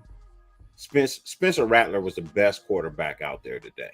Like at the Senior Bowl, when you look at it and you really look at the film, I mean, Milton was terrible. You know what I mean? Milton was awful. I mean, I've been sitting back watching you guys a little bit because I had to put little man to sleep. Mm-hmm. So he actually interrupted my show. So it ended a little early. So I figured I'd catch y'all. I know y'all was talking about the defense just a few minutes ago. Right. I'm actually happy with the defense. I mean, I'm not a guy that brag or anything like that, but before the season even started, I said that this could be quite possibly a top 15 defense, right? Like I thought that what I saw could quite possibly work out. Now, I didn't take into consideration the trade for Jack Jones or getting a Jack Jones in the middle. I didn't foresee anything like that. I just figured like if this defense was really allowed to play like it was designed and how Patrick Graham really wanted, it could easily be a top 15 defense. It doesn't have to be star-studded people all the time. You really just need people who are going to be in the right position, who have the mindset to continuously play, the game like it's supposed to be played. Violent, smart, physical, you know what I mean? And with aggression and nonstop. Like, we might not have the greatest guys, but as we keep continuously saying, it's not an individual sport. It's a team sport. So if this guy can do something really well and this guy can do something really well, if I can put those two things together and make them work on the field, then I'm doing my job. As a defensive coordinator, I'm doing my job. Right? Like it doesn't require if you go and look at the Super Bowl teams, there's not a superstar at every level of the positions. You know what I mean? There's not a superstar there. There's one or two guys, maybe three on that team that are actual superstars. Everybody else are role players, bit players. I think we have a couple of superstars. We have some guys on the verge of superstardom. You know what I mean? It just depends on which way the pendulum decides to swing for these guys. But I mean, I believe we have some guys on the uptick of being superstars. But now it's just like, can you tweak something here? Can you tweak something there? Like, what? what do you need on the defense? You know what I mean? Like for me, I'm looking at offense. Like I'm feeling like with a ninth ranked defense, top 10, right? They were ranked ninth overall at the end of the season. If you go get an offensive line, and a nice quarterback, you could be a hell of a team to be trying to play against. Like that will strike fear into people. I mean, it's a top 10 defense. If you tweak your offense to get anywhere in the top 15, that creates a problem. But I think what we were talking about earlier, we're talking about like what would take this defense to another level, and Chris Jones would take this defense to another level. I wouldn't say no to a Chris Jones. I wouldn't say no, but at what value do you place that? And is that more of a need than your offensive line? You need a defensive tackle, a good one. I won't argue that it would be nice to add a solidified defensive tackle, but is it more of a pressing need to get the defensive tackle or an offensive line? Now remember, your whole right side is free agencies, from the center all the way out to the tackle are free agents. Do you bring them back, or do you try to find something better? Either way it goes, you need that money. And we get a game changer like Chris Jones. We could take a risk in the later rounds this year with, and we got. I think that was quarterback play and calling,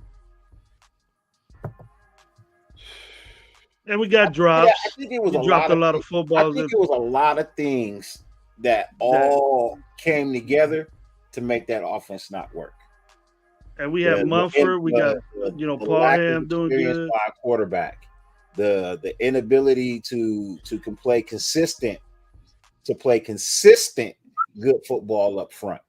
They would play it sparingly, but not consistent enough to say, "Oh, that offensive line was good." They were okay. They had some flashy moments. They had some really good games. But if we're looking at a season overall, I wouldn't say that they were a good offensive line. I wouldn't. No, the offense can get better just like the defense can get better. But what's closer, the defense or the offense? Now, if you're telling me that you can make some key moves in free agency and the draft, and it will take our defense from being good to elite, would you do it? Is top 10 not elite? I'll say top 5, top 3, top 5. I can agree with top 5, but top 10 has got to be damn good. It's good. It's good. Definitely good. And to be inside the top 10, we have a dominant defense. We have a dominant defense, which the teams really, really good defense, like the Super Bowl, that's in the Super Bowl right now. You know, your quarterback play don't have to be as good as what everybody's saying. Give up all these picks to go get this number one guy. Mm-hmm. I mean, if your defense is that solid, all you would need is like a game manager type guy, because we have the weapons. We have the weapons for a game manager type guy that can move around out the pocket just a little bit. Yeah, just a little bit of mobility. That's all we need. He's got to have some time, though. He's got to have some time. He's got to have some time, but okay, if you give if the other guys don't score, and then you pin them back, and you at least do something, at least be a little bit accurate, execute more, don't drop the football, and just protect in a way. I'm not saying we keep the same guys. People are going to move around every year, but the importance of that, draft-wise and free agent-wise, isn't more necessary than having a dominant defense and running the football, than it would be throwing the ball around like we wanted Aiden to do. We asked too much from Aiden as far as passing the ball. Yeah. Than we should have been doing. I mean, if I'm going to look at something on defense, it's probably going to be defensive back. probably looking at a solidified corner, That's especially what he if upgrades. Meek's not coming back. You know what I mean? If Meek's not coming back, I'm looking for another corner. You know, Ain't nobody gonna pick up a Meek, dude. I For what he wouldn't say that, bro. I wouldn't He's say not a that. Not at a starting- he's not a not at a starting- Would you say he's not a at a- starting corner? I think he's a starting corner. I don't think he's a starting corner. He's like a good number 3, 4 corner on a team. He's a number 2, but that's still a starter. I like Amik though. It's not like I don't like Amik. I like him, but I feel like he's more of a quality depth player. I think he gets better every year. You can say he got better for sure. He got better. He gets better with us. He's a Raider player. I know He goes he's to a another better team, player, but I'm just saying, if there's a team, that is desperate enough to throw him a little bit more money than we can, and we have to replace it, that would be a bigger need to me than the defensive tackle. Because we're already thin at corner. You know what I mean? We have the rookie Bennett, but we don't know what he can do yet. Right. Nate Hobbs cannot play the outside. We know that. He's an inside guy. You know what I mean? And then you have Jack Jones. I mean, but we don't have any. We don't have any defensive pressure. So I'm just saying, what do we have after that, though? Hey, so would you get the top corner, or would you take the top pass rushing D tackle? I'm taking the top. I'm taking D tackle. I'm taking the top. You can have an average. You can have an average. You can have an average cornerback. You can have an average cornerback. Actually, I think you have an average quarterback and a dominant defensive line. That defensive line will make that average cornerback look like an all-pro. But if you have a, I don't know. But if you have a dominant corner with a suck ass defensive line, that top-notch corner is going to get more work, and he's going to get burnt one way or another. But our D line something bad's going to happen. That's the thing. But our D line doesn't suck.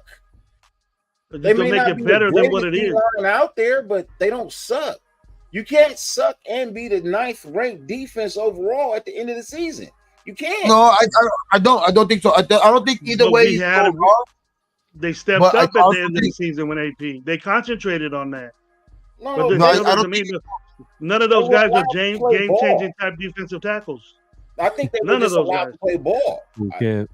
I think they were allowed to play ball. I think when McDum was here, I think everybody was cuffed, even that coaching staff. I think you could get a guy that's talented enough. Whoever the head coach is, or whoever the defensive coach is, he's just badass, and he gets sacks and he pressures the quarterback all the time.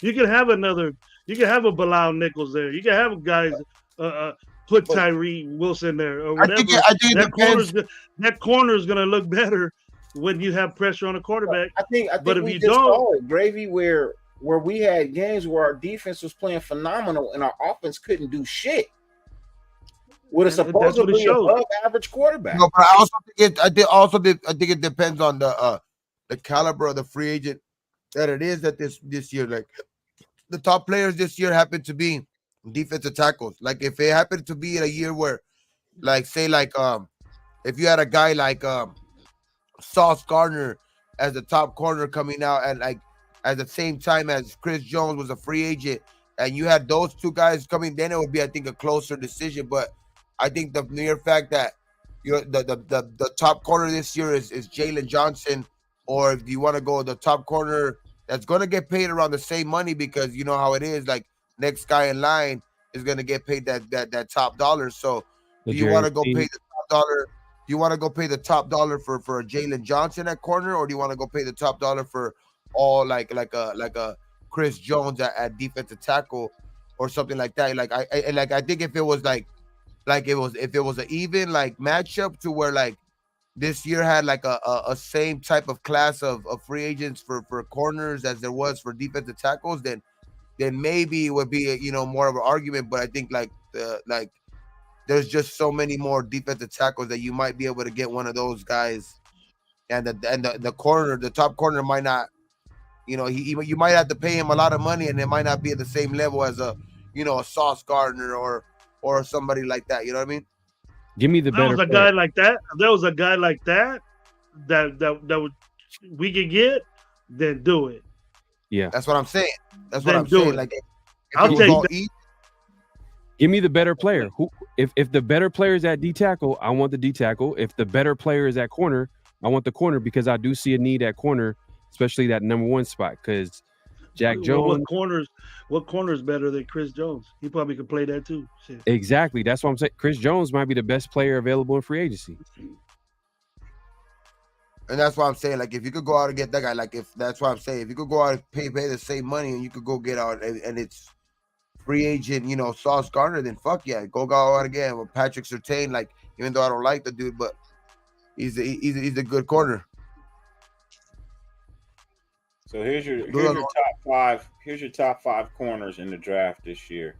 Cooper DeJean. In the draft or no, I'm talking about the like free agency. We're talking free agent, but I was just saying, if you had to grab one in the draft, you didn't get one in free agency. Like, if you were in the draft, you got Cooper free agency. Yeah, I don't think. Nate Wiggins from Clemson, Tyron Arnold from Alabama, Kool-Aid from Alabama, and Ennis Rekestar Jr. from Missouri. Those are your top 5 corners. Cooper is ranked 8th on the big board, 13th for Wiggins, 16th for Tyron, 19th for Kool-Aid, and 27th for Ennis. So Kool-Aid is around our, like, not around our range, but I mean, it would, like, in his ranking, it would be like a reach if they were get him at 13. But that boy out of Iowa sick though. Yeah. Looking at corners, bro. When I'm looking at corners, bro, that dude, he can do it all, bro. He can play inside, outside. He play outside great, bro. He's a great outside corner. You know what I mean? He remind me of a young Jason Sehorn. Jason Sehorn, dirty. Come on, dude. Jason Sehorn played good football for a long time, bro. Then you're saying this DeJean guy's good, just good. I'm saying this Iowa boy, dude. He reminds me of Jason Sehorn coming out of college, bro. Yeah, he does. Oh my God. But he is a high prospect. He is a high prospect. The guy coming out of Iowa, he's got to be better than Jason Sehorn. You can come up with a better guy than that. There's better guys than Jason Sehorn, bro. You could come up with better than that. If the Raiders if the Raiders weren't picking quarterbacks, that might be better than Jason Sehorn, but he was a safety. If the Raiders weren't, he could probably cover better than Sehorn. If the Raiders weren't picking a quarterback in the first round, what position would they target on this team? Offensive tackle. I agree. Or guard or tackle. Yeah, the interior guy, one or the other. No, I wouldn't even be shocked if they went for in the first round. A guard in the first round.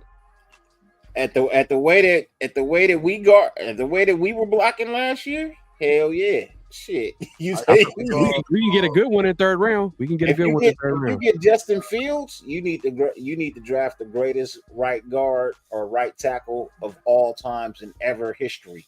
Right tackle. I agree. Right tackle or corner.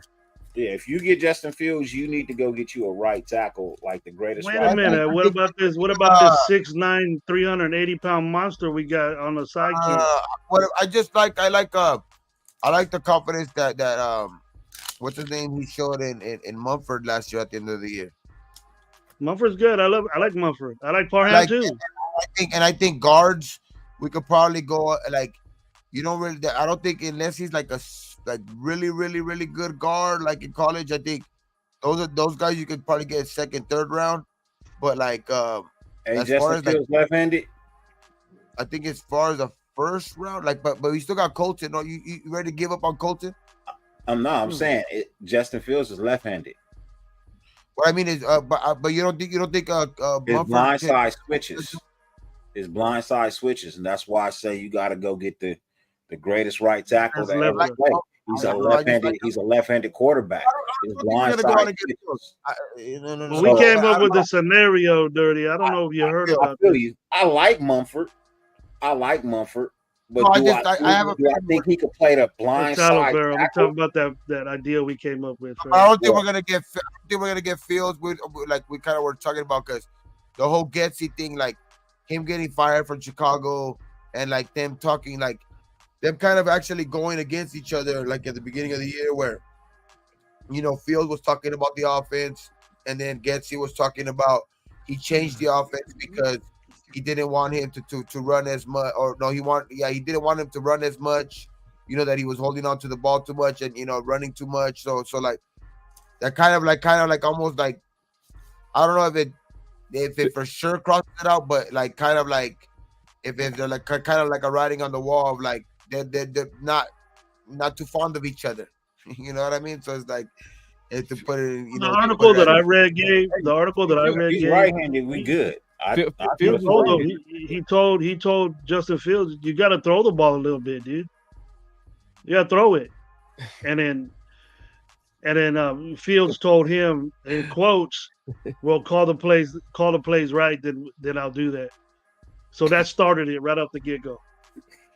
That's what I'm saying. So I don't know if he would want to, like, I don't know if that's like already a thing that, like, if anybody's gonna know, Getsy's gonna know, right? Like, he worked with them last year, so he's gonna know if like, okay, that's not the guy, or he is. So we're gonna know that right away, and then we'll see right.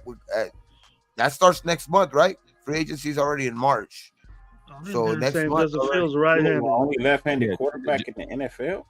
No, Justin Fields is right-handed. Yeah, my fault. He could be that. I'll be wrong. I'll be wrong. Shit. He probably rolls his dice left-handed, bro. He rolls his dice left-handed. Left-handed.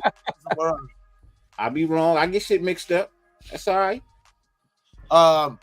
Penix will be the second left-handed quarterback in the NFL if he gets drafted. Well, I'm pretty sure he's going to get drafted. So he'll be like the second one right now, because there's only active. What, he's the only starting left-handed quarterback? Only Tua.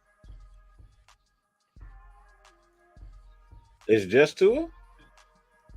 Yeah, Tua's the only left-handed. It's who else? Tua's the only left-handed QB in the NFL. Nah, let me look that up. I don't think so. Wow. That's a. It doesn't really matter. It's rare. Like the last one was what, Michael Vick and Tim Tebow. Michael Vick was the last good one. Yeah, well, I know, but even the last like left-handers, like what, Mark Brunell, Steve Young. You can name like the left-handed quarterbacks in history, kind of. You know what I mean? Like, they ain't many. The backup for Seattle was left-handed too. So it's two quarterbacks in the NFL that are left-handed right now. Tua and Holton Allers for Seattle. Oh shit! Two active quarterbacks in the NFL that are left-handed. That's it. Yeah, there's that many. Damn, out of 36 QBs in the Hall of Fame, only 2 were left-handed. One of them was ours, no? Or was it us? One is Steve Young, and one is, you already know, Kenny the Snake Stabler. And yeah, one of us us, one of us ours, and one of us the Niners go. Yep. Well, that's the Hall of Fame. We've been in here for 3 hours. Damn, I didn't even know we were on here for 3 hours. I got a cut. 3 hours. I mean, shit. It wasn't. But Mark Brunell's not Hall of Fame though.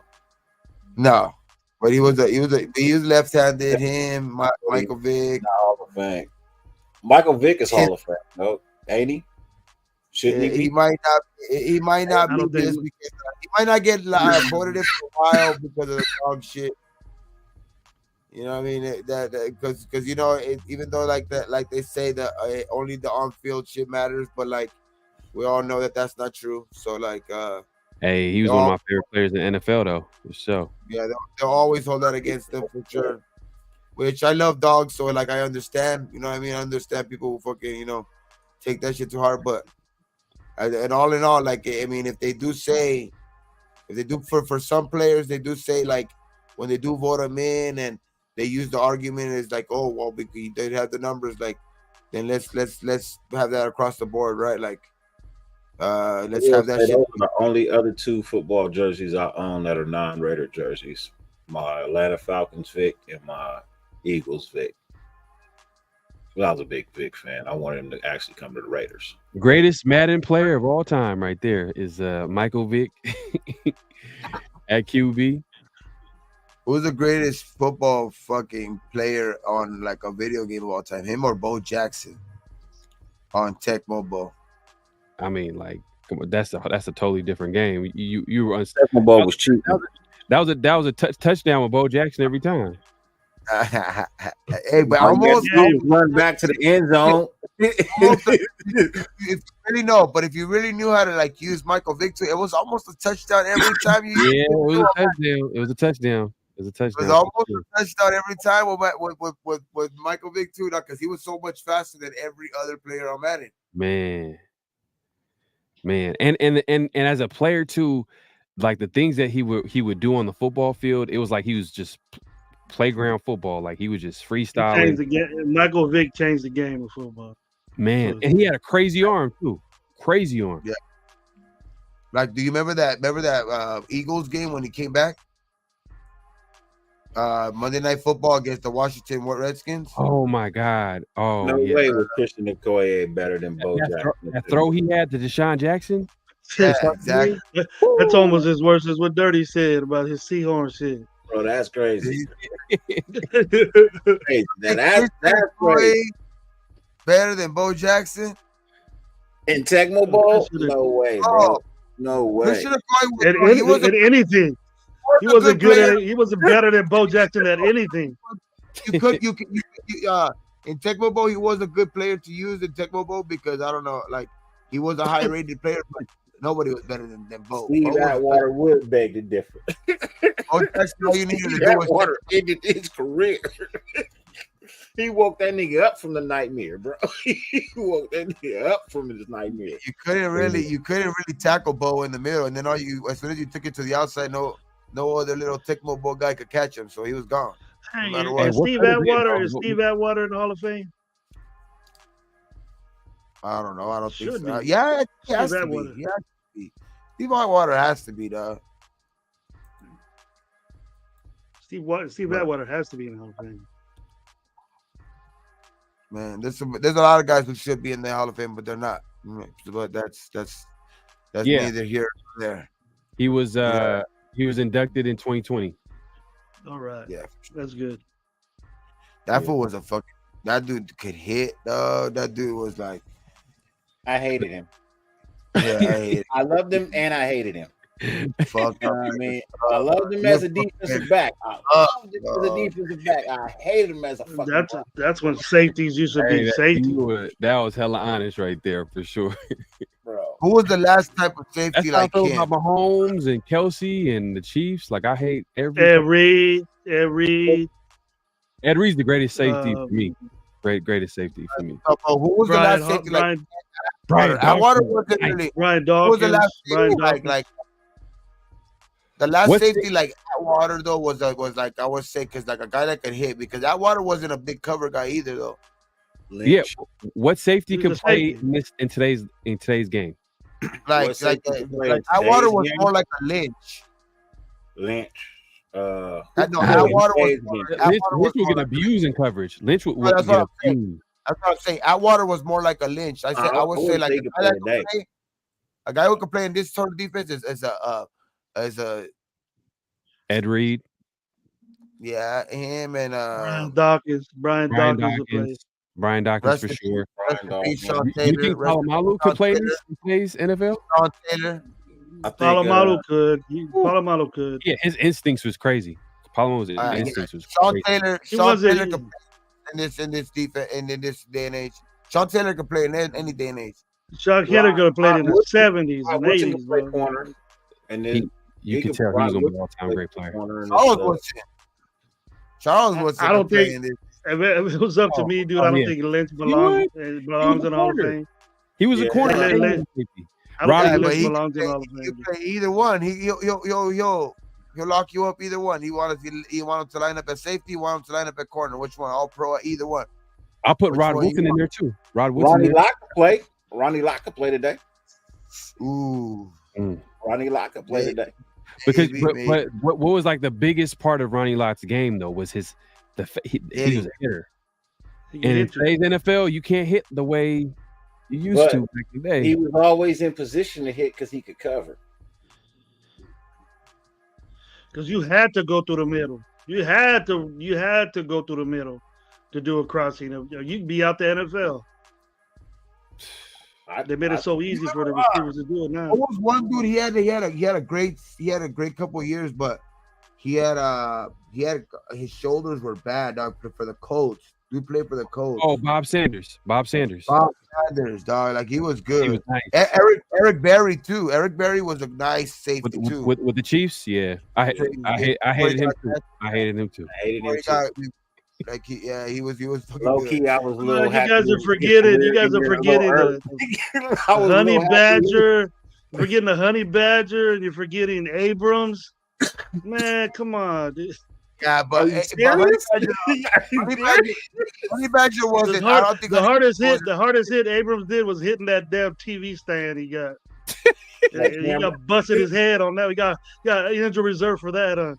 That didn't hit the Oh, camera on an empty stadium, nigga. How did you hit the Ooh, camera in an gravy. empty stadium, bro? Like, first game of the season too. First game of his Damn. career. But what were they thinking by putting that shit right in front of the football field? Like, It wasn't in front. It was on the sideline like it always is. He he was just on the sideline where it's supposed to be. He was he was out of control, man. Yeah, Abram. He had talent, but it's just like you can see how fast he was. And I remember probably one of his best plays he ever made as Raider was when he made that hit on Christian McCaffrey. Yeah. That was one of his best plays, like that he ever did. I mean, That's terrible. that's Hey, and, dude, You got hurt on that one too. Hey, bro, Yeah, I don't he's in the NFL. I fucking He broke can't his collarbone on that one. He was over here in interviews with this thing like this with a little bar hanging right here. Remember? He had McCaffrey stuck him. He stuck McCaffrey, but McCaffrey got the bet out of it. I can't stand the Niners, but that dude, McCaffrey, is one bad dude, dog. That dude is different type of football. Shut your mouth back. One he's a bad monster. white dude. He That's a can't cover. bad Abram's ball, biggest weakness is he can't cover. You remember when he got mossed by a running back? That was so Yeah, bro. embarrassing. Twice. And it's the McCaffrey's a same different game. breed, like I used to think that there was a closeness to like from him and any other back. Like, nah, there's no comparison from. He's the best back in football by far. Michael Huff a bust. McCaffrey. Right now, yeah. McCaffrey is the best back in football by far, dog. Like Best back in Because he could- football. He could do anything. He could do everything. Yeah, he's like Catch. the Niners MVP. He's the Niners MVP. Like he's the best player on that Bro. team. And Yeah. then he's doing it in the playoffs. To be doing it in the playoffs as well. Like that shit, he ain't like the knock on him before was like he would get injured and But like and he He's would playing do for it. the most perfect team, though. He's playing for the most perfect team. But like you see him Kyle like even Shanahan, doing it, it's like, They Bro, run the the fuck- ball. but you see him even breaking the way he's breaking tackles, like just getting through shit. Like Yeah, that he, dude is he ain't got a lot of years ahead of him though, bro. He's gonna get worn down. He's gonna get that offense. He take a beating. He's taking a beating out there though. Taking a beating. He goes home fucking bumped up. I bet. dude is good though, man. Hey, But if you don't take they're trying to. He's that good. He's that good to where if you take away two guys, if you take away Debo or McCaffrey away from the 49ers, they lose games. I see They y'all lose trying to talk football about games. everything but Getsy. I ain't mad at y'all. I get it. Fucking Dolphins for life, fucking asshole. Hey, just give him some time, bro. Just give him some time, man. It's Let us I had sink to. in, dog. Let us sink in, I bro. had to think Shit. about it, bro. I had to think about it, The man. Giants, the Giants do. Vic Fangio didn't want to play for you no more. It could be I did worse. You want to cook. exactly. That's what How I the was hell saying you get earlier. rid of? How the hell have you get both. rid of Vic Let's Fangio, have bro? both. Vic Fangio's not good anymore because he ain't with the Dolphins. He sucks.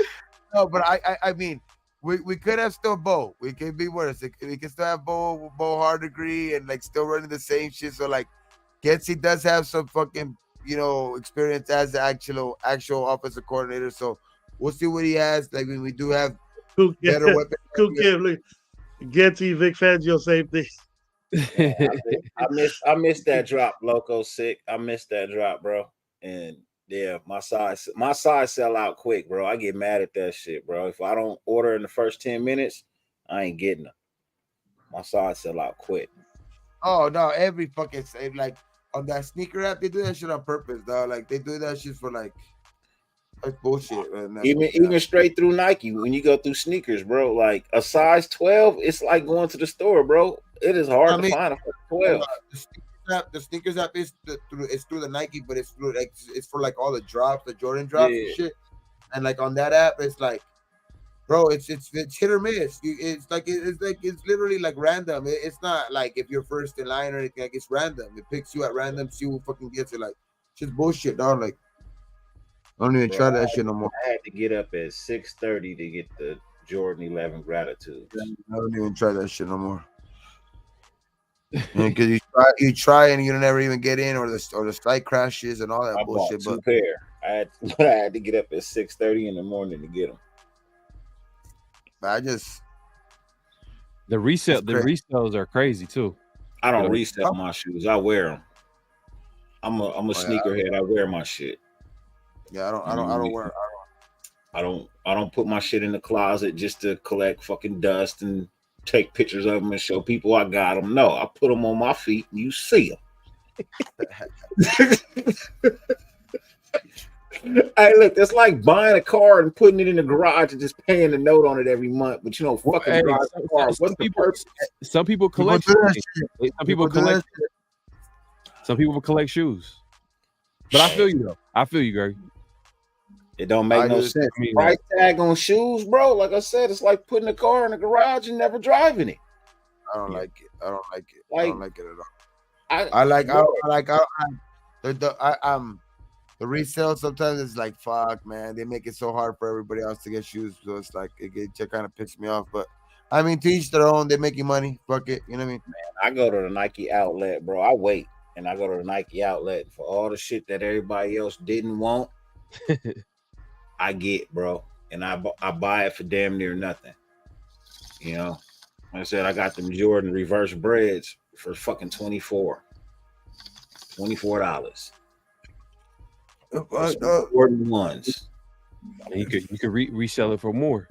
I could, but I wear them.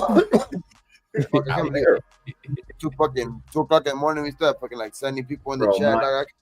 I bought my son some 6 rings.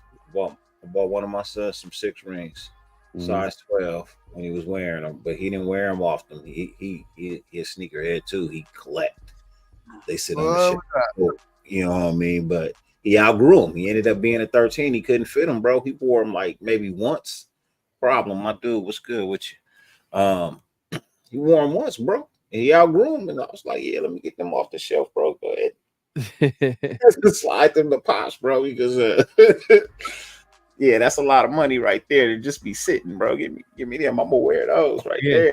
Some people collect cars too. People collect cars. They collect everything, man. That's my issue.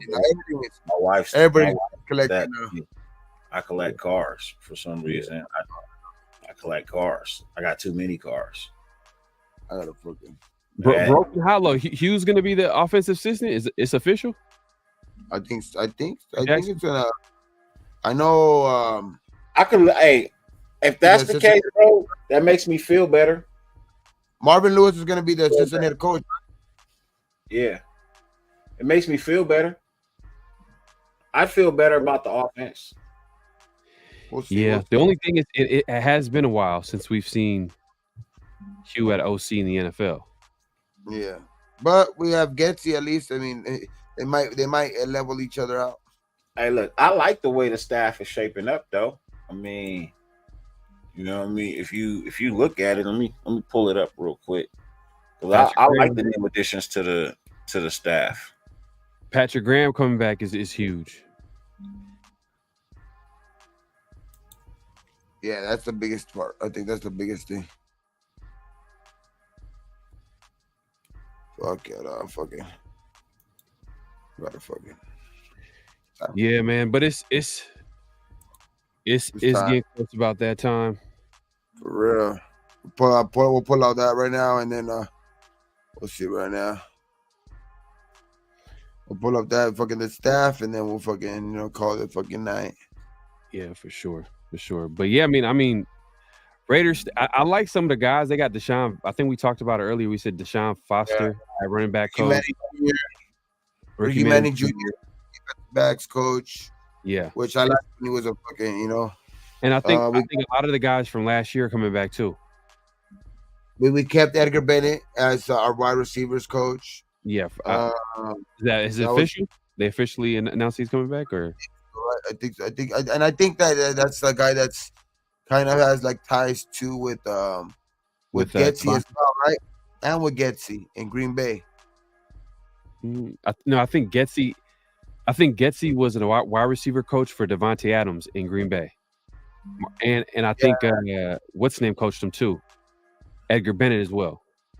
That's what I'm saying. I think that's where they have their ties. So like I think Getsy and Bennett, I think they already have ties together. So I think they like I think he's him as the offensive coordinator. I think I think Edgar Bennett will have a job there. You know what I mean? I think they'll end up retaining him for sure. Yeah. And I think they would have fired him with the rest of the staff. That when they let the rest of the staff go, that they would have ended up letting them go. Is what too. I think keeping him on board kind of said that he was kind of here to stay. And you know who I'm interested to see is O-line coach. We haven't got a linebackers coach, but we still got AP. So Rob Leonard is coming back too, D-line coach. Yeah. I remember Andre Carter. Now I remember him for the Patriots. Oh yeah. Hey, Problem TV. I like that. Yeah, I like that, man. I'm feeling a little better now. He said Getsy was QB coach for Aaron Rodgers' MVP years.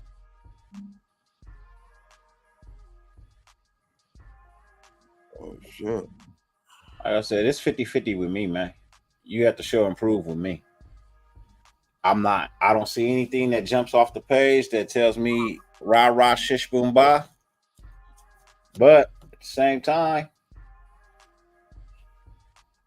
we're seeing how AP ran his team last year, right? With just taking into accountability about how AP ran his team last year, right? How the team was before he took over to how it was when the season 5 members right now, right? So if you can run a team that's not yours like that, I gotta have some faith in the choices that you're making now when you are being given the reins to call the shots, right? Like we asked for AP to be in the building, right? We trusted that if AP came in, AP was going to do the right thing, right? So now all of a sudden, because we're getting an OC that's not ringing bells, Steve Madden's in the building. Fire, now we're like, oh, what is it? Well, you know what? I had to think about it. I'm guilty of overreacting. I'm guilty of it. I was like, who the fuck is this guy? But if Tom Telesco, which I question his calls and coaching. I do. But if AP thinks it works, I question Telesco after the shit show that just happened with the Chargers, and he had a good roster. That coach made that team terrible, as well as injuries. Made that team terrible. Right. You know what I mean? I still think they should have kept Lynn. I think Lynn was on a better uptick than this last coach. Staley, was that his name? Yeah. Staley? Yeah. Lynn was way better than Staley. I think that was a bad decision to let Lynn go. They stuck for Staley for like what, 4 years? Yeah. 4 years. He stuck up bad. the joint. Man, 4 years out of football. it's terrible. Stuck up the joint. You know what I mean? And couldn't beat us at home. And I honestly was shocked that they let him keep his job after getting boo-bapped by the Jaguars in the playoffs when you were up. I thought he was going to get fired after that. I thought that was it. I honestly thought that was it. I really don't understand how he got another season. Yeah. Because any other coach would have been fired after that, bro. You was up 30. You lost. In the second half, you lost the game. Oh, yeah, 27-0. Bro. Deuce. Yeah, that was bad. That was bad. And then losing to the Raiders in the fucking final game. Getting and then beat just everything, like all of I that think shit. I think that was just it right there. Like, Oh yeah, of course. Was, you can tell like, the players gave up. never in our history have we ever, you know what I mean, for either team put up 63 And not just that, like or allowed 63. Even like them talking about earlier that in that week when he was like, yeah, well, you at least don't see us getting blown out, and then they get blown out. It was kind of like, Hey, let me ask y'all this. Let me ask y'all this. Do you think that the Raiders should have let McDaniels coach a few more games before giving it to AP? Or do you think that you know where I'm going with this? You know where I'm going with this. I feel like they should have fired him weeks before. If he was fired at the right time, or they should have fired him later in the season. I think they should have fired him at least 3 weeks before that. That would have been bold. I think they should have fired him 3. I honestly, you know me, bro. I felt like he shouldn't have even been the coach this season at all, from the get-go. You know what I mean? Like, I saw the locker room in turmoil. I saw this team starting to just look like trash, bro. Like, literally, you could see the deflation in the team. Mm-hmm. Right? You could see it. And at that point in time, it's like, man, I mean, what do you expect? Bro, he lost games. It was getting embarrassing at that point too, because like the noise coming from even the fans, the players, like, just getting frustrated. You could tell in the press conferences, like, the owner getting yelled at. Like, it was like before that. It was well past due. It was well past due, and like it was just like at that point it was just almost like a fucking it was a fucking explosion that just was waiting to happen, and it finally had happened, dog. Like, it just at that point they couldn't wait anymore. You know what I mean? I saw it at the Chargers game. And yeah, especially the loss to like the Bears, and then after that who was it right after that too? We lost 2 in a row to where, like, we lost to the Bears. Lost to the Lions. The Lions. Oh yeah. He got fired after that. Yeah, man. Hey, the reason why I bring that up, the other side to it is that if he were to be let go later in the season, the Raiders would have a higher draft pick. Yeah, but just an easier road to get your franchise QB. I'd rather have more wins. Nah, but not just that. Like he was already at his like. I don't know how he made it that far, but like he was already at this. I think he He should have been fired made after it. the first season. Yeah, I think we would have lost a lot of players within that time too, bro. Because from my understanding, there were some players on the trade block, you know what I mean, before they were fired. And had they remained, those players would have been traded, like Max Crosby, Devontae Adams, Josh Jacobs. Oh man, that I don't think that would have been vetoed. That's why they did lose their job, because those players were on the trading blocks. It did Those get players were on the trading blocks. if that, hey man, if that's true, then that it got vetoed. We know that for sure. That wasn't gonna go through. Any one of them players being traded, bro, it's like, nah, bro, you know what? I'm gonna go ahead and relieve y'all of y'all duties, bro. We will not be making any trades. You know what I mean? We're actually firing people. I do think though that when AP did take over, there was a good thing though, because if like it would have been a hard game to start off with the Lions, because the Lions are a pretty good team. So like I think he did get to start off a good, like it got a good. He ended up getting a little good, start off. It didn't like it wasn't a big challenge his first game off the bat. So, he kind of got the struggling teams and the New York teams where, kind of got a little chance to like build, himself up a little bit, because I don't know, man. The first game being against the Lions would have been kind of bad, but I think it was just a perfect. It was just at the end of the day, it was a perfect scenario, and at the end of the day, I think everything's fucking